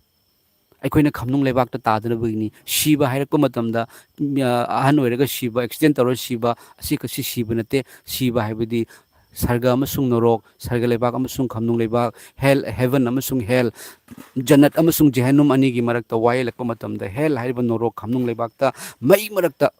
ꯇꯥꯕꯁꯦ ꯑꯁꯤꯅꯤ ꯂꯣꯝꯕ ꯅꯥꯏꯗꯕ ꯁꯤꯕ ꯑꯗꯨꯕꯨ ꯍꯥꯏꯔꯤꯕ ꯕꯥꯏꯕꯜꯅ ꯀꯔꯤ ꯍꯥꯏ ꯃꯌꯥꯝ ꯖꯤꯁꯨꯅ ꯀꯜꯕꯥꯔꯤꯒꯤ ꯀ꯭ꯔꯣꯁꯇ ꯖꯤꯖꯁ ꯈ꯭राꯏꯁꯅ ꯈꯥꯡꯈꯤꯕꯗꯣ ꯃꯍꯥꯛꯀꯤ ꯍꯛꯆꯥꯡꯗ ꯇꯥꯕ ꯗꯥꯛꯐꯝꯅ ꯑꯩꯈꯣꯏ ꯅꯥꯕ ꯐꯍꯟꯕꯤꯔꯦ ꯍꯥꯏꯔꯤꯁꯦ ꯀꯔꯤꯒꯤꯅꯣ ꯃꯍꯥꯛꯀꯤ ꯍꯛꯆꯥꯡꯗ ꯗꯥꯛꯐꯝ ꯅꯥꯅ ꯑꯅꯥꯕ ꯈꯥꯡꯈꯤꯕꯗꯣ ꯅꯪ ꯑꯃꯁꯨꯡ ꯑꯩꯅ ꯅꯥꯗꯅꯕ ꯃꯍꯥꯛꯅ ꯁꯤꯈꯤꯕꯗꯣ ꯅꯪ ꯑꯃꯁꯨꯡ ꯑꯩꯅ ꯁꯤꯗꯅꯕ ꯏꯁꯣꯔꯒꯤ ꯃꯅꯥꯛꯇ ꯍꯔꯥꯎꯅ ꯅꯨꯡꯉꯥꯏꯅ ꯂꯩꯅꯕꯒꯤꯗꯃꯛꯇꯅꯦꯕ ꯑꯗꯨꯅꯅꯤ ꯖꯤꯁꯨ ꯈ꯭ꯔꯤꯁꯇ ꯃꯍꯥꯛꯁꯦ ꯄꯨꯝꯅꯃꯛꯇꯒꯤ ꯇꯣꯉꯥꯜꯂꯤ ꯙꯔꯃ ꯁꯟꯗꯣꯛꯄ ꯂꯥꯛꯏ ꯍꯥꯏꯅꯁꯨ ꯍꯥꯏꯗꯦ ꯑꯐꯕ ꯋꯥꯄꯥꯎ ꯁꯟꯗꯣꯛꯎ ꯍꯥꯏꯁꯦ ꯒꯨꯗ ꯅ꯭ꯌꯨꯁ ꯃꯌꯥꯝ ꯒꯨꯗ ꯅ꯭ꯌꯨꯁ ꯖꯤꯁꯨ ꯈ꯭ꯔꯤꯁꯇ ꯊꯥꯖꯧ ꯍꯥꯏꯅ ꯅꯣꯡꯃꯩ ꯅꯝꯕ ꯉꯁꯤ ꯐꯥꯎꯕꯗ ꯎꯈ꯭ꯔꯕ꯭ꯔꯥ ꯍꯣꯏ ꯑꯗꯨꯕꯨ ꯈ꯭ꯔꯤꯁꯇꯦꯟꯁꯤꯡ ꯄꯨꯝꯅꯃꯛꯇꯗꯤ ꯑꯩ ꯍꯥꯏꯕ ꯉꯝꯖꯔꯣꯏ ꯃꯔꯝꯗꯤ ꯈ꯭ꯔꯤꯁꯇꯦꯟ ꯃꯃꯤꯡꯈꯛ ꯂꯧꯔꯒ ꯖꯤꯁꯨꯒꯤ ꯋꯥꯍꯩ ꯏꯟꯗꯕꯗꯤ ꯃꯌꯥꯝ ꯌꯥꯎꯔꯦ ꯑꯗꯨꯕꯨ ꯕꯥꯏꯕꯜꯅꯗꯤ ꯁꯨꯡꯍꯥꯏ ꯍꯥꯏꯗꯦ ꯅꯨꯡꯁꯤꯕꯅꯤ ꯇꯥꯛꯄꯤꯔꯤꯕꯁꯦꯀꯣ ꯃꯌꯥꯝ ꯅꯨꯡꯁꯤꯕ ꯑꯋꯥ ꯑꯅꯥꯗ ꯃꯇꯦꯡ ꯇꯧꯕ ꯅꯨꯡꯁꯤꯕ ꯑꯗꯨꯒ ꯃꯍꯥꯛ ꯑꯍꯤꯡꯕ ꯑꯣꯏꯕꯒꯤ ꯃꯔꯝꯅ ꯋꯥꯍꯪꯒꯤ ꯄꯥꯎꯈꯨꯝ ꯄꯤꯕꯤꯌꯦꯕ ꯃꯌꯥꯝ ꯀꯣ ꯋꯥꯍꯪꯒꯤ ꯄꯥꯎꯈꯨꯝ ꯄꯤꯕꯤꯕ ꯑꯩꯈꯣꯏꯒꯤ ꯋꯥꯔꯤ ꯁꯥꯟꯅꯕ ꯌꯥꯕ ꯏꯃꯥꯅꯨꯑꯦꯜ ꯍꯥꯏꯔꯤꯁꯦ ꯑꯩꯈꯣꯏꯅ ꯏꯃꯥꯅꯨꯑꯦꯜ ꯏꯪꯂꯤꯁ ꯁ꯭ꯀꯨꯜ ꯍꯥꯏꯅ ꯃꯌꯥꯝ ꯑꯩꯈꯣꯏ ꯇꯥꯏꯀꯣ ꯃꯌꯥꯝ ꯍꯥꯏꯔꯤꯕ ꯃꯤꯡꯗꯣ ꯑꯩ ꯃꯇꯝ ꯑꯃꯗꯗꯤ ꯈꯪꯉꯝꯗꯦꯕ ꯏꯃꯥꯅꯨꯑꯦꯜ ꯏꯪꯂꯤꯁ ꯁ꯭ꯀꯨꯜ ꯑꯩꯈꯣꯏ ꯁꯤꯜꯆꯔꯗꯁꯨ ꯃꯌꯥꯝ ꯂꯩ ꯁꯤꯜꯆꯔꯗꯁꯨ ꯂꯩ ꯒꯨꯋꯥꯍꯥꯇꯤꯗꯁꯨ ꯂꯩꯀꯣ ꯁꯤꯂꯣꯡꯗꯁꯨ ꯂꯩ ꯏꯃꯥꯅꯨꯑꯦꯜ ꯍꯥꯏꯕꯗꯤ ꯑꯩꯈꯣꯏꯒ ꯂꯩꯃꯤꯟꯅꯕ ꯏꯁꯣꯔ ꯍꯥꯏꯕ ꯑꯣꯏꯔꯝꯃꯦꯕ ꯃꯁꯤ ꯕꯥꯏꯕꯜꯒꯤ ꯋꯥꯍꯩꯅꯦꯕ ꯏꯃꯥꯅꯨꯑꯦꯜ ꯑꯜꯐꯥ ꯑꯦꯟ ꯑꯣꯃꯦꯒꯥ ꯁ꯭ꯀꯨꯜ ꯀꯥꯏꯅ ꯂꯩꯔꯤꯗꯣ ꯑꯍꯧꯕ ꯑꯃꯁꯨꯡ ꯑꯔꯣꯏꯕ ꯏꯃꯥꯅꯨꯑꯦꯜ ꯑꯩꯈꯣꯏꯒ ꯂꯣꯏꯅꯕ ꯏꯁꯣꯔ ꯖꯤꯁꯨ ꯈ꯭ꯔꯤꯁꯇꯁꯦ ꯑꯩꯈꯣꯏꯅ ꯃꯤꯒꯤꯒꯨꯝꯅ ꯈꯜꯂꯦꯕ ꯑꯗꯨꯕꯨ ꯇꯁꯦꯡꯅ ꯃꯍꯥꯛꯁꯦ ꯃꯤꯑꯣꯏꯕ ꯑꯩꯈꯣꯏꯒꯤꯅꯤ ꯑꯇꯣꯞꯄ ꯃꯤꯒꯤ ꯅꯠꯇꯦ ꯃꯤꯑꯣꯏꯕ ꯑꯩꯈꯣꯏꯒꯤ ꯋꯥꯔꯕ ꯄꯥꯞ ꯇꯧꯈ꯭ꯔꯕ ꯐꯠꯇꯕ ꯇꯧꯈ꯭ꯔꯕ ꯑꯩꯁꯦ ꯐꯠꯇꯕ ꯇꯧꯈ꯭ꯔꯦ ꯍꯥꯏꯅ ꯈꯟꯖꯔꯕ ꯑꯩ ꯊꯋꯥꯏꯒꯤ ꯄꯟꯊꯨꯡ ꯂꯩꯕ꯭ꯔꯥ ꯂꯩꯇꯕ꯭ꯔꯥ ꯍꯥꯏꯅ ꯋꯥꯍꯪ ꯍꯪꯉꯕ ꯁꯤꯕ ꯍꯦꯛ ꯁꯤꯕ ꯂꯣꯏꯕꯒ ꯁ꯭ꯋꯥꯏ ꯂꯥꯎꯅ ꯃꯥꯡꯕ꯭ꯔꯥ ꯁꯤꯕ ꯂꯣꯏꯕꯒ ꯍꯦꯛꯇ ꯊꯋꯥꯏꯅ ꯁꯔꯒꯗ ꯍꯦꯛꯇ ꯄꯥꯏꯈꯠꯄ꯭ꯔꯥ ꯈꯝꯅꯨꯡ ꯂꯩꯕꯥꯛ ꯍꯥꯏꯔꯝꯃꯤꯁꯦ ꯀꯅꯥꯒꯤꯗꯃꯛꯇꯅꯣ ꯍꯦꯜ ꯍꯥꯏꯔꯤꯁꯦ ꯀꯅꯥꯒꯤꯗꯃꯛꯇꯅꯣ ꯑꯩꯈꯣꯏꯅ ꯂꯝꯕꯤꯗ ꯆꯠꯄ ꯃꯇꯝꯗ ꯇ꯭ꯔꯥꯐꯤꯛ ꯔꯨꯜ ꯒꯥꯔꯤ ꯊꯧꯕ ꯃꯇꯝꯗ ꯇ꯭ꯔꯥꯐꯤꯛ ꯔꯨꯜ ꯊꯨꯒꯥꯏꯔꯒꯗꯤ ꯆꯂꯥꯟ ꯄꯤꯗ꯭ꯔꯒꯗꯤ ꯊꯥꯗꯦ ꯇ꯭ꯔꯥꯐꯤꯛ ꯔꯨꯜ ꯊꯨꯒꯥꯏꯕ ꯃꯇꯝꯗ ꯆꯂꯥꯟ ꯄꯤꯔꯣꯏꯗꯕ ꯑꯣꯏꯗꯤ ꯖꯦꯜꯗ ꯊꯝꯕ ꯉꯝꯃꯤ ꯏꯁꯣꯔꯒꯤ ꯔꯨꯜ ꯊꯨꯒꯥꯏꯔꯛꯄ ꯃꯇꯝꯗ ꯑꯗꯨꯒꯤ ꯖꯦꯜꯗꯨꯅꯤ ꯍꯦꯜ ꯈꯝꯅꯨꯡ ꯂꯩꯕꯥꯛ ꯅꯣꯔꯣꯛ ꯍꯥꯏꯔꯤꯁꯦ ꯑꯩꯈꯣꯏ ꯃꯆꯤꯟ ꯊꯤꯕ ꯅꯝꯖꯥ ꯅꯝꯊꯦꯛꯅꯕ ꯑꯣꯛꯇꯕꯤ ꯂꯥꯟꯅꯕꯒꯤ ꯊꯕꯛ ꯃꯤꯒꯤ ꯃꯥꯡꯅꯕ ꯇꯧꯕ ꯍꯩꯀꯥꯞ ꯀꯥꯞꯄ ꯄꯣꯠ ꯍꯨꯔꯥꯟꯕ ꯃꯆꯤꯟ ꯊꯤꯕ ꯀꯥꯝꯄꯦꯠ ꯉꯥꯡꯕ ꯍꯥꯏꯔꯤꯕꯁꯤꯡ ꯑꯁꯦ ꯑꯩꯈꯣꯏꯅ ꯏꯁꯣꯔꯒꯤ ꯃꯥꯌꯣꯛꯇ ꯂꯩꯕ ꯊꯕꯛ ꯑꯗꯨꯅꯤ ꯍꯥꯏꯔꯤꯕꯁꯤꯡ ꯑꯁꯦ ꯇꯧꯈꯤꯕ ꯑꯣꯔ ꯇꯧꯔꯤꯕ ꯑꯣꯏꯕ ꯇꯥꯔꯒꯗꯤ ꯑꯩꯈꯣꯏꯗ ꯀꯟꯕꯤꯕ ꯀꯣꯛꯄꯤꯕ ꯑꯃꯈꯛꯀꯤ ꯃꯊꯧ ꯇꯥꯔꯦꯕ ꯅꯠꯇ꯭ꯔꯒꯗꯤ ꯆꯂꯥꯟꯁꯨ ꯁꯣꯏꯗꯅ ꯂꯥꯛꯀꯗꯧꯔꯤꯕ ꯍꯥꯏꯔꯤꯕ ꯆꯂꯥꯟ ꯑꯁꯦ ꯑꯁꯤꯕꯨ ꯄꯤꯕꯤꯈꯤꯕ ꯑꯩꯈꯣꯏꯗ ꯇꯥꯔꯛꯄ ꯇꯥꯔꯒꯗꯤ ꯑꯩꯈꯣꯏꯅ ꯆꯂꯥꯟ ꯑꯗꯨ ꯁꯤꯡꯕ ꯉꯝꯃꯣꯏ ꯑꯩꯈꯣꯏꯅ ꯍꯥꯏꯔꯤꯕ ꯄꯥꯞꯀꯤ ꯑꯇꯧꯃꯜ ꯑꯗꯨ ꯑꯩꯈꯣꯏꯅ ꯀꯣꯛꯄ ꯉꯝꯃꯣꯏ ꯑꯩꯈꯣꯏꯅ ꯃꯔꯝ ꯑꯗꯨꯅ ꯏꯁꯣꯔꯅ ꯃꯥꯒꯤ ꯃꯆꯥꯅꯨꯄꯥ ꯊꯥꯕꯤꯔꯛꯄꯅꯦꯕ ꯌꯦꯡꯕꯤꯌꯨ ꯄꯣꯏꯟꯁꯦ ꯅꯪꯅ ꯉꯥꯛꯀꯗꯕꯒꯤ ꯃꯍꯨꯠꯇ ꯖꯤꯁꯨꯅ ꯉꯥꯛꯈ꯭ꯔꯦ ꯍꯧꯖꯤꯛꯇꯤ ꯑꯩꯈꯣꯏ ꯑꯁꯦ ꯉꯥꯛꯑꯒ ꯐꯔꯛꯀꯅꯤ ꯑꯩ ꯋꯥꯌꯦꯜ ꯌꯥꯊꯪ ꯉꯥꯛꯑꯒ ꯑꯩ ꯙꯔꯃ ꯆꯦꯟꯕ ꯑꯣꯏꯔꯛꯀꯅꯤ ꯍꯥꯏꯕꯒꯤ ꯀꯣꯟꯁꯦꯞꯇꯨ ꯅꯠꯇꯕꯗ ꯊꯋꯥꯏꯒꯤ ꯊꯧꯒꯜ ꯇꯧꯕ ꯊꯋꯥꯏꯅ ꯍꯤꯡꯕ ꯄꯤ ꯃꯌꯦꯛꯅ ꯍꯥꯠꯂꯤ ꯑꯗꯨꯕꯨ ꯊꯋꯥꯏꯅ ꯍꯤꯡꯕ ꯄꯤ ꯖꯤꯁꯨꯅ ꯅꯪꯕꯨ ꯅꯨꯡꯁꯤꯈ꯭ꯔꯕꯅꯤꯅ ꯑꯗꯣꯝꯁꯦ ꯖꯤꯁꯨ ꯈ꯭ꯔꯤꯁꯇꯅ ꯃꯃꯜ ꯄꯤꯗꯨꯅ ꯂꯩꯔꯦ ꯄꯣꯏꯟꯠꯁꯦ ꯈꯪꯕꯤꯌꯨ ꯃꯌꯥꯝ ꯑꯗꯨ ꯑꯣꯏ ꯇꯥꯔꯒꯗꯤ ꯑꯗꯣꯝꯅ ꯀꯔꯤꯒꯨꯝꯕ ꯊꯕꯛ ꯑꯃ ꯇꯧꯕ ꯃꯇꯝꯗ ꯑꯩꯅ ꯇꯧꯔꯤꯕ ꯊꯕꯛ ꯑꯁꯦ ꯀꯅꯥꯒꯨꯝꯕꯁꯤꯡꯅ ꯎꯔꯒ ꯅꯨꯡꯁꯤꯕꯒꯤ ꯃꯄꯨ ꯃꯤꯑꯣꯏꯕꯒꯤ ꯄꯥꯞ ꯀꯣꯛꯄꯤꯗꯨꯅ ꯍꯤꯡꯒꯠꯄ ꯏꯄꯥꯗꯣ ꯑꯗꯨꯗ ꯃꯤꯅꯅꯦ ꯉꯥꯡꯒꯗꯕ ꯊꯤꯅ ꯉꯥꯡꯒꯗꯕ ꯉꯥꯡꯅꯒꯗꯕ ꯑꯣꯏꯔꯒꯗꯤ ꯍꯥꯏꯔꯤꯕ ꯊꯕꯛ ꯑꯗꯣ ꯇꯧꯗꯕꯅ ꯁꯨꯡꯇꯧ ꯇꯧꯔꯣꯏꯗꯕꯅꯦꯕ ꯄꯣꯄꯤ ꯊꯥꯕ ꯍꯥꯏꯅ ꯊꯥꯔꯤꯗꯅꯀꯣ ꯄꯣꯄꯤ ꯊꯥꯕ ꯍꯥꯏꯅ ꯊꯥꯔꯤ ꯃꯅꯤꯄꯨꯔꯗ ꯈ꯭ꯔꯤꯁꯇꯦꯟ ꯀꯧꯕ ꯈꯔꯅ ꯄꯣꯄꯤꯗꯨ ꯊꯥꯗ꯭ꯔꯒꯗꯤ ꯁꯤꯔꯗ꯭ꯔꯥ ꯁꯤꯔꯣꯏ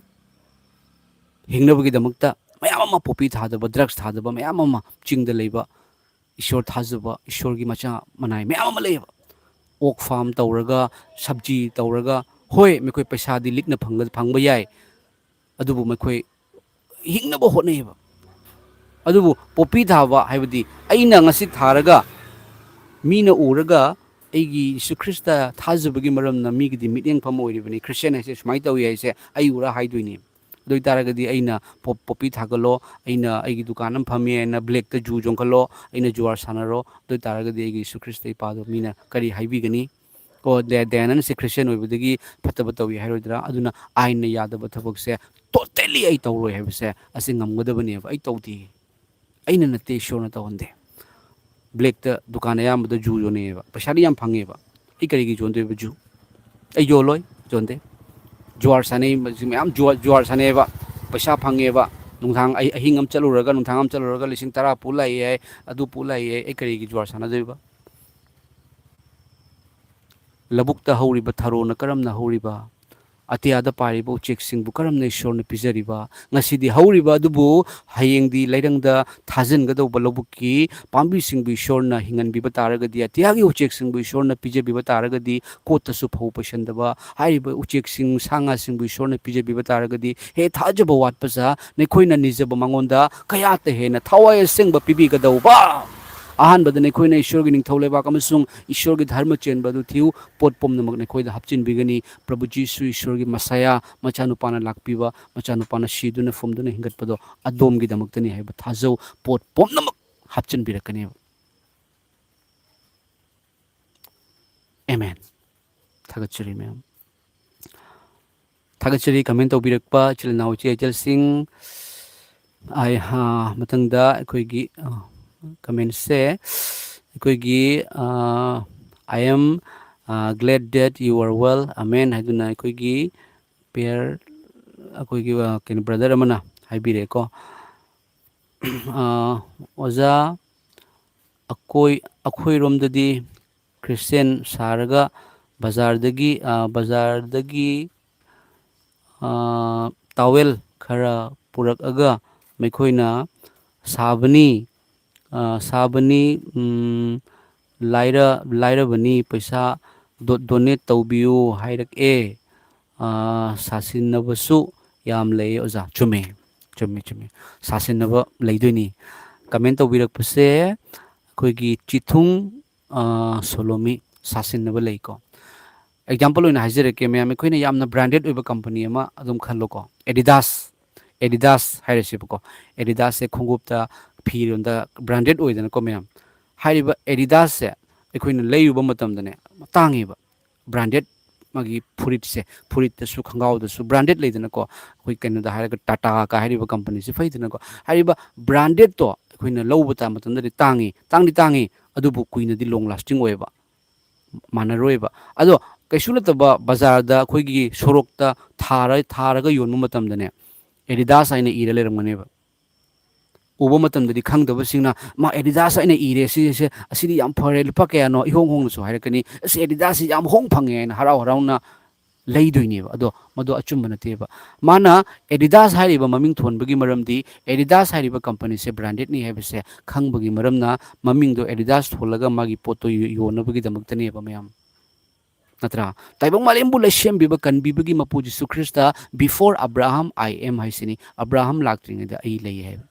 ꯋꯥꯍꯩ ꯑꯗꯨ ꯑꯍꯥꯟꯕꯗ ꯋꯥꯍꯩ ꯑꯗꯨ ꯂꯩꯔꯝꯃꯤ, ꯋꯥꯍꯩ ꯑꯗꯨ ꯏꯁꯣꯔꯒ ꯂꯩꯃꯤꯟꯅꯔꯝꯃꯤ, ꯋꯥꯍꯩ ꯑꯗꯨ ꯇꯥꯏꯕꯪ ꯄꯥꯟꯕꯗ ꯁꯥꯌꯣꯜꯂꯛꯂꯦ, ꯃꯍꯥꯛꯀꯤ ꯃꯄꯥꯟꯅ ꯄꯣꯠ ꯄꯨꯝꯅꯃꯛ ꯑꯣꯏꯔꯛꯏ, ꯑꯗꯨꯒ ꯑꯣꯏꯔꯛꯈ꯭ꯔꯕ ꯑꯗꯨ ꯏꯕꯨꯡꯉꯣ ꯃꯍꯥꯛ ꯌꯥꯎꯗꯅ ꯀꯅꯥ ꯑꯃꯠꯇ ꯑꯣꯏꯔꯛꯇꯦ. ꯃꯔꯝ ꯑꯗꯨꯅ ꯁꯥꯁꯤꯟꯅꯕ ꯃꯌꯥꯝ ꯑꯃ ꯊꯣꯛꯂꯛꯀꯅꯤ, ꯋꯥ ꯇꯥꯛꯊꯣꯛꯁꯤꯟꯅꯕꯁꯨ ꯃꯌꯥꯝ ꯑꯃ ꯊꯣꯛꯂꯛꯀꯅꯤ, ꯑꯊꯤꯡꯕꯁꯨ ꯃꯌꯥꯝ ꯑꯃ ꯊꯣꯛꯂꯛꯀꯅꯤ. ꯑꯗꯨꯕꯨ ꯑꯗꯣꯝꯒ ꯏꯁꯣꯔꯒꯒꯤ ꯃꯄꯥꯒ ꯃꯆꯥꯒꯤ ꯃꯔꯤ ꯂꯩꯕꯤꯌꯨ ꯃꯌꯥꯝ. ꯃꯄꯥꯒ ꯃꯆꯥꯒꯤ ꯃꯔꯤ ꯂꯩꯕꯤꯌꯨ. ꯎꯔꯕ ꯍꯧꯖꯤꯛ ꯍꯟꯗꯛ ꯇꯧꯔꯤꯁꯦ? ꯈ꯭ꯔꯤꯁꯇꯦꯟ ꯑꯣꯏꯔꯝꯃꯦ, ꯁꯥꯎꯅꯔꯦ. ꯑꯣꯖꯥ ꯑꯁꯥꯡ ꯀꯁꯥꯔ ꯑꯃꯁꯨꯡ ꯔꯣꯍꯟ ꯐꯤꯂꯝꯒꯤ ꯃꯇꯥꯡꯗ ꯇꯧꯔꯤꯕꯗꯣ, ꯃꯣꯏꯅꯤꯃꯛ ꯈ꯭ꯔꯤꯁꯇꯦꯟꯅꯤ, ꯁꯥꯎꯅꯈ꯭ꯔꯦ. ꯁꯥꯎꯅꯗ꯭ꯔꯤꯉꯩꯗꯗꯤ ꯅꯨꯡꯁꯤꯕ ꯊꯃꯣꯏꯒꯤ ꯋꯥꯗꯣ ꯍꯥꯏꯅꯔꯦ. ꯁꯥꯎꯅꯔꯕꯅꯤꯅ ꯑꯃꯒꯤ ꯐꯠꯇꯕ ꯃꯔꯥꯜ, ꯃꯥꯅ ꯚꯣꯠ ꯂꯦꯞꯅꯤꯡꯕ, ꯑꯗꯨꯅ ꯑꯗꯨ ꯇꯧꯅꯤꯡꯕ ꯍꯥꯏꯅ ꯄꯨꯊꯣꯛꯅꯔꯦꯕ. ꯅꯠꯇ꯭ꯔꯥ? ꯑꯗꯨꯅ ꯍꯧꯖꯤꯛꯀꯤ ꯃꯇꯝꯁꯦ ꯌꯥꯝꯅ ꯀ꯭ꯂꯣꯁ ꯑꯣꯏꯒꯗꯕꯁꯨ ꯅꯠꯇꯦ ꯃꯤꯗ ꯀꯣ. ꯑꯗꯨꯅ ꯀ꯭ꯂꯣꯁ ꯑꯣꯏꯒꯗꯕꯁꯦ ꯏꯁꯣꯔꯒ ꯑꯗꯣꯝꯒꯒꯤ ꯀ꯭ꯂꯣꯁ ꯑꯣꯏꯕꯤꯌꯨ. ꯆꯠꯂꯦ, ꯆꯥꯔꯦ, ꯇꯨꯝꯃꯦ, ꯊꯛꯑꯦ, ꯏꯄꯥ ꯊꯥꯒꯠꯆꯔꯤ ꯍꯥꯏꯗꯅ ꯍꯥꯏꯕꯤꯌꯨꯕ ꯃꯌꯥꯝ. ꯃꯔꯝꯗꯤ ꯀꯟꯕꯤꯒꯗꯕꯗꯣ ꯃꯍꯥꯛꯅꯤ. ꯑꯗꯨꯒ ꯍꯥꯏꯕꯤꯕ ꯈꯛꯇ ꯅꯠꯇꯦ, ꯏꯄꯥꯒꯤ ꯊꯕꯛ ꯑꯃ ꯂꯩ ꯃꯌꯥꯝ. ꯂꯥꯏꯔꯕ ꯑꯃ ꯂꯩꯕ ꯃꯇꯝꯗ, ꯎꯕ ꯃꯇꯝꯗꯅꯦ, ꯍꯣꯏ ꯑꯩꯈꯣꯏ ꯉꯝꯕꯒꯤ ꯃꯇꯨꯡ ꯏꯟꯅ ꯄꯤꯗꯣꯏꯅꯤꯀꯣ ꯏꯁꯣꯔꯅ. ꯑꯩꯉꯣꯟꯗ ꯂꯩꯇ꯭ꯔꯒꯕꯨ ꯃꯌꯥꯝ ꯑꯩꯅ ꯀꯃꯥꯏꯅ ꯄꯤꯗꯣꯏꯅꯣ? ꯄꯩꯁꯥ ꯑꯗꯨꯅꯦꯕꯀꯣ ꯃꯌꯥꯝ. ꯍꯥꯏꯕꯗꯤ ꯑꯩꯉꯣꯟꯗ ꯑꯗꯣ ꯄꯤꯅꯕꯒꯤ ꯑꯗꯨꯒꯤ ꯀꯩꯅꯣꯗꯣ, ꯑꯗꯨꯒꯤ ꯂꯩꯍꯜꯂꯤꯕꯗꯣ, ꯑꯗꯨ ꯃꯍꯥꯛꯅꯅꯦꯕ. ꯑꯍꯥꯟꯕꯗ ꯏꯁꯣꯔꯒꯤ ꯅꯤꯡꯊꯧ ꯂꯩꯕꯥꯛ ꯑꯃꯁꯨꯡ ꯏꯕꯨꯡꯉꯣ ꯃꯍꯥꯛꯀꯤ ꯙꯔꯃ ꯆꯦꯟꯕ ꯊꯤꯌꯨ ꯑꯗꯨꯒ ꯄꯣꯠ ꯄꯨꯝꯅꯃꯛ ꯑꯁꯤ ꯅꯈꯣꯏꯗ ꯍꯥꯞꯆꯤꯟꯕꯤꯒꯦ ꯍꯥꯏꯗꯨꯅ ꯍꯥꯏꯕꯤꯔꯤꯕ ꯏꯁꯣꯔꯅꯤꯀꯣ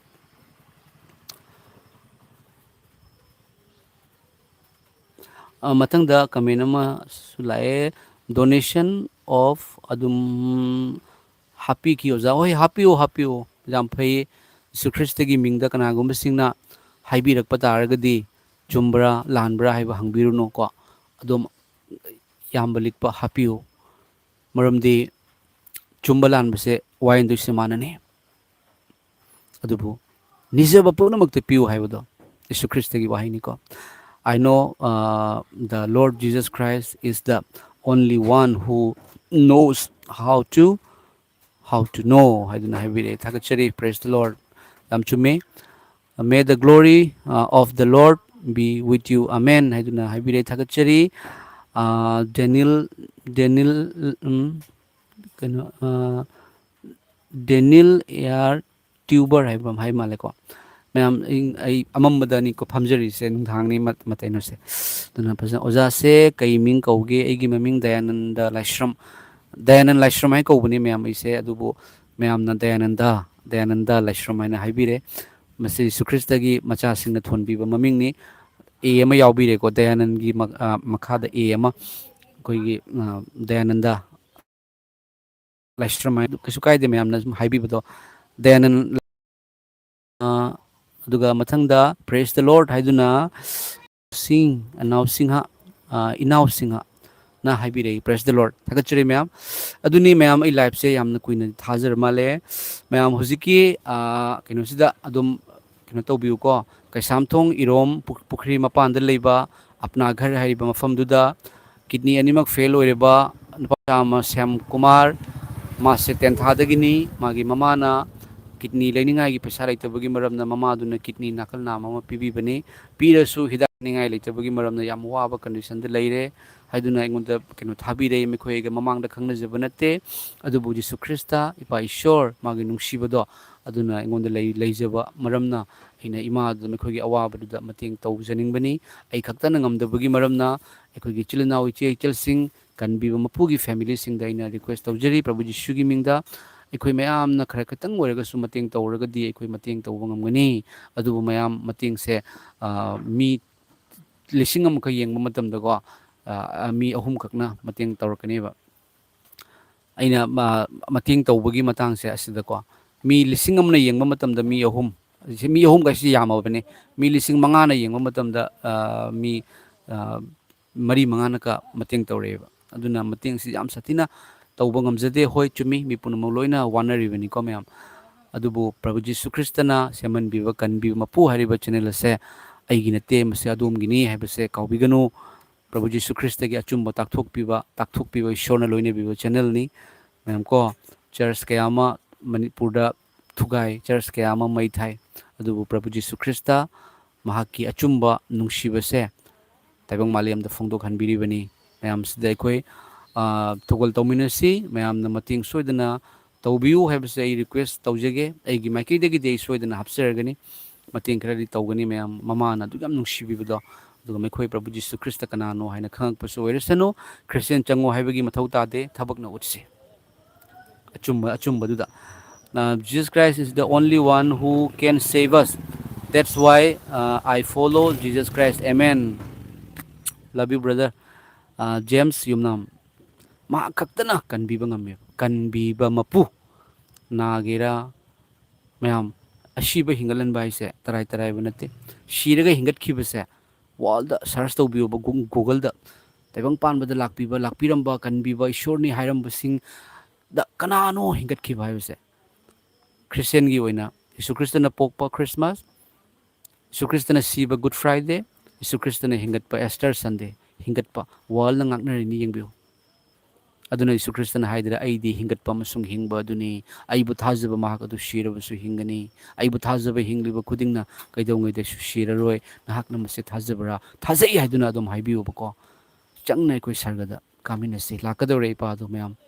लान की फिजेट सेटमिनसी लान की फिजेट हाइबदी मैम लान की फिजेट सिगी मतंगदा करिगुम खरदंगा फोंदोक चरमगे मोबाइल से बैटरी डाउन होइरे लान की फिजेट मैम अखोइना लान चंगबा मतमदा आर्मी सिंग यंगबिउको थबाक तो बुलेट प्रूफ उपदो ꯀꯔꯤꯒꯤꯅꯣ ꯂꯥꯟꯒꯤ ꯐꯤꯖꯦꯠ ꯁꯦꯠꯂꯕꯅꯤ ꯂꯥꯟ ꯅꯣꯡꯃꯩ ꯀꯥꯞꯄꯛꯄ ꯃꯇꯝꯗ ꯃꯊꯕꯥꯛꯇꯒ ꯄꯥꯜꯂꯁꯨ ꯃꯀꯣꯛꯇꯒ ꯄꯥꯜꯂꯁꯨ ꯆꯪꯗꯅꯕꯒꯤ ꯂꯥꯟꯒꯤ ꯐꯤꯖꯦꯠ ꯂꯩ ꯑꯗꯣ ꯏꯁꯣꯔꯅ ꯂꯥꯟꯒꯤ ꯐꯤꯖꯦꯠ ꯁꯦꯠꯂꯨ ꯍꯥꯏꯁꯤꯗꯤ ꯐꯠꯇꯕ ꯁꯩꯇꯥꯟꯒꯤ ꯄꯥꯡꯒꯜꯅ ꯄꯤꯔꯛꯀꯗꯧꯔꯤꯕ ꯋꯥꯈꯜꯗꯣ ꯂꯥꯟ ꯁꯣꯛꯅꯕ ꯃꯇꯝꯗ ꯑꯥꯔꯃꯤꯅ ꯕꯨꯂꯦꯠ ꯄ꯭ꯔꯨꯞ ꯎꯞꯄꯤꯕꯗꯨꯅꯤ ꯅꯣꯡꯃꯩ ꯃꯔꯨ ꯆꯪꯗꯅꯕ ꯑꯗꯨꯒ ꯏꯁꯣꯔꯅ ꯂꯥꯟꯒꯤ ꯐꯤꯖꯦꯠ ꯁꯦꯠꯂꯨ ꯍꯥꯏꯕꯁꯤꯅ ꯑꯩꯈꯣꯏꯒꯤ ꯃꯥꯏꯟꯗ ꯐꯠꯇꯕ ꯋꯥꯈꯜ ꯑꯁꯥꯎꯕ ꯈꯠꯅꯕ ꯆꯤꯟꯊꯤꯕ ꯃꯤ ꯍꯥꯠꯅꯤꯡꯕ ꯗ꯭ꯔꯒꯁ ꯊꯥꯅꯤꯡꯕ ꯃꯤꯒꯤ ꯃꯥꯡꯍꯟꯅꯤꯡꯕ ꯅꯝꯖꯥ ꯅꯝꯊꯦꯛꯅꯅꯤꯡꯕ ꯔꯦꯞ ꯇꯧꯅꯤꯡꯕꯒꯤ ꯋꯥꯈꯜ ꯂꯥꯛꯍꯟꯒꯅꯨ ꯍꯥꯏꯕꯅꯦꯕ ꯂꯥꯟꯒꯤ ꯐꯤꯖꯦꯠ ꯁꯦꯠꯂꯨ ꯃꯔꯝꯗꯤ ꯍꯧꯖꯤꯛ ꯂꯥꯛꯀꯗꯧꯔꯦꯕ ꯏꯄꯥ ꯑꯗꯨ ꯁꯦꯝ ꯁꯥꯔꯣ ꯑꯁꯦꯡꯕꯤ ꯂꯩꯁꯥꯕꯤ ꯇꯔꯥꯒꯤ ꯋꯥꯍꯩꯗꯨ ꯅꯤꯡꯁꯤꯡꯕꯤꯌꯨ ꯃꯉꯥ ꯑꯃꯈꯛꯇꯤ ꯌꯥꯝ ꯁꯤꯡꯉꯤ ꯃꯉꯥ ꯑꯃꯈꯛꯇꯤ ꯁꯤꯡꯉꯤ ꯑꯁꯦꯡꯕ ꯂꯩꯁꯥꯕꯤ ꯇꯔꯥꯃꯛ ꯁꯤꯡꯉꯤꯕ ꯃꯉꯥ ꯑꯃꯈꯛꯅ ꯀꯩꯗꯧꯏ ꯃꯈꯣꯏꯅ ꯄꯥꯏꯔꯝꯕ ꯃꯈꯣꯏꯅ ꯄꯨꯔꯛꯏꯕ ꯊꯥꯎꯃꯩꯗꯣ ꯍꯋꯥ ꯐꯖꯅ ꯍꯥꯞꯆꯤꯜꯂꯛꯑꯦ ꯑꯗꯨꯒ ꯂꯩꯁꯥꯕꯤ ꯃꯉꯥꯅꯅꯦ ꯐꯖꯅ ꯍꯥꯄꯛꯇ꯭ꯔꯦꯕ ꯃꯈꯣꯏꯅ ꯅꯤꯡꯊꯧ ꯑꯗꯨ ꯉꯥꯏꯔꯤꯉꯩ ꯃꯇꯝꯗ ꯃꯈꯣꯏꯅ ꯕꯣꯔ ꯑꯗꯨ ꯉꯥꯏꯔꯤꯉꯩ ꯃꯇꯝꯗ ꯑꯩꯈꯣꯏꯒꯤ ꯂꯦꯝꯇꯣꯟ ꯑꯗꯣ ꯃꯈꯣꯏꯒꯤ ꯊꯥꯡꯃꯩ ꯑꯗꯨ ꯃꯨꯠꯊꯔꯦ ꯑꯗꯨꯒ ꯁꯣꯝꯗ ꯃꯨꯠꯊꯔꯦ ꯁꯣꯝꯗ ꯕꯣꯔ ꯑꯗꯨ ꯂꯥꯛꯈ꯭ꯔꯦ ꯂꯥꯛꯄ ꯃꯇꯝꯗꯨꯒ ꯃꯈꯣꯏꯅ ꯍꯥꯏꯔꯦ ꯑꯩꯈꯣꯏꯗ ꯂꯩꯁꯥꯕꯤ ꯃꯉꯥꯗꯨꯗ ꯑꯩꯈꯣꯏꯗꯁꯨ ꯈꯔ ꯄꯤꯕꯤꯌꯨ ꯑꯩꯈꯣꯏꯗꯁꯨ ꯊꯥꯎ ꯈꯔ ꯄꯤꯕꯤꯌꯨ ꯍꯥꯏꯅ ꯑꯗꯨꯒ ꯅꯨꯄꯤꯗꯨꯅ ꯃꯉꯥꯗꯨꯅ ꯄꯤꯌꯨ ꯍꯥꯏꯕ ꯌꯥꯗ꯭ꯔꯦꯕ ꯑꯁꯦ ꯄꯤꯔꯒꯗꯤ ꯑꯩꯈꯣꯏꯗꯁꯨ ꯑꯣꯛꯑꯔꯣꯏ ꯑꯩꯈꯣꯏꯗꯁꯨ ꯑꯣꯛꯑꯔꯣꯏ ꯑꯗꯨꯒ ꯕꯣꯔ ꯑꯗꯨꯅ ꯃꯈꯨꯠꯇ ꯊꯥꯡꯃꯩ ꯄꯥꯏꯔꯤꯕ ꯂꯦꯝꯇꯣꯟ ꯄꯥꯏꯔꯤꯕ ꯀꯩꯅꯣꯁꯤꯡ ꯑꯗꯨꯒ ꯂꯩꯁꯥꯕꯤꯁꯤꯡꯗꯨꯒ ꯂꯣꯏꯅꯅ ꯕꯣꯔ ꯑꯗꯨ ꯆꯪꯈ꯭ꯔꯦ ꯊꯣꯡ ꯊꯤꯡꯖꯤꯟꯈ꯭ꯔꯦ ꯌꯤꯁꯨ ꯈ꯭ꯔꯤꯁꯇ ꯂꯥꯛꯄꯒꯤ ꯃꯇꯝ ꯑꯣꯏꯔꯕꯅꯤ ꯃꯌꯥꯝ ꯇꯝꯕ ꯉꯝꯗ꯭ꯔꯕꯅꯤ ꯃꯤ ꯍꯥꯠꯅꯔꯒ ꯍꯔꯥꯎꯔꯕꯅꯤ ꯇꯥꯏꯕꯪ ꯃꯥꯂꯦꯝꯁꯦ ꯈ꯭ꯔꯤꯁꯇꯤꯌꯟ ꯀꯧꯕꯁꯤꯡꯗꯒꯤꯁꯨ ꯑꯀꯤ ꯑꯀꯤꯕ ꯎꯔꯕꯅꯤ ꯑꯗꯣꯝ ꯊꯧꯔꯥꯡ ꯇꯧꯕꯤꯌꯨ ꯑꯗꯣꯝ ꯁꯦꯝ ꯁꯥꯕꯤꯌꯨ ꯅꯨꯡꯁꯤꯕ ꯀꯣꯛꯄꯤꯕ ꯆꯥꯟꯕꯤꯕ ꯃꯇꯦꯡ ꯇꯧꯕ ꯍꯥꯏꯕꯁꯦ ꯑꯩꯈꯣꯏꯅ ꯎꯁꯦ ꯑꯍꯤꯡꯕ ꯎꯁꯦ ꯄꯥꯜꯂꯛꯄ ꯃꯇꯝꯗꯅꯦ ꯃꯥꯅ ꯃꯍꯩ ꯄꯤꯔꯛꯄꯗꯣ ꯍꯩꯅꯧ ꯍꯥꯏꯔꯁꯦꯕꯀꯣ ꯍꯩꯅꯧꯁꯦ ꯍꯤꯡꯕ ꯍꯩꯅꯧꯁꯦ ꯁꯨꯝ ꯋꯥꯡꯉꯒꯅꯦ ꯍꯩꯅꯧ ꯄꯥꯜꯂꯅꯨꯕ ꯑꯗꯣ ꯀꯠꯊꯠꯂꯒ ꯁꯤꯡ ꯑꯣꯏꯅ ꯊꯥꯗꯣꯛꯅꯈꯤꯅꯤꯕ ꯃꯍꯩ ꯄꯥꯜꯂꯛꯄ ꯑꯩꯈꯣꯏꯅ ꯑꯋꯥ ꯑꯅꯥꯗ ꯃꯇꯦꯡ ꯇꯧꯕꯁꯦ ꯃꯍꯩ ꯄꯥꯜꯂꯛꯄꯅꯤ ꯃꯇꯦꯡ ꯇꯧꯗꯕꯗꯤ ꯃꯌꯥꯝ ꯑꯃ ꯎꯏ ꯄꯩꯁꯥ ꯈꯤꯇꯪ ꯄꯤꯕꯤꯌꯨ ꯍꯥꯏꯅ ꯕꯤꯈꯥꯅꯤꯕ ꯂꯥꯛꯄ ꯃꯇꯝꯗ ꯂꯥꯎꯕꯗꯤ ꯃꯌꯥꯝ ꯑꯃ ꯎꯕꯅꯦ ꯃꯇꯦꯡ ꯇꯧꯕꯗꯤ ꯂꯤꯛꯄꯅꯦ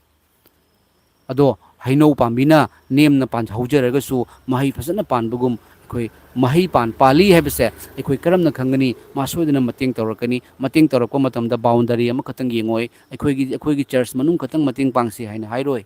ꯌꯤꯁꯨ ꯈ꯭ꯔꯤꯁꯇꯅ ꯁꯤꯈꯤꯕꯗꯣ ꯑꯍꯥꯟꯕꯗꯗꯤ ꯗꯤꯅꯣꯃꯤꯅꯦꯁꯟ ꯈꯥꯏꯗꯣꯛꯅꯕ ꯂꯥꯛꯄ ꯅꯠꯇꯦ ꯑꯗꯨꯒ ꯌꯤꯁꯨ ꯈ꯭ꯔꯤꯁꯇꯅ ꯂꯥꯛꯈꯤꯕꯗꯣ ꯃꯤꯑꯣꯏꯕ ꯄꯨꯝꯅꯃꯛꯀꯤꯗꯃꯛꯇꯅꯤ ꯑꯩꯈꯣꯏ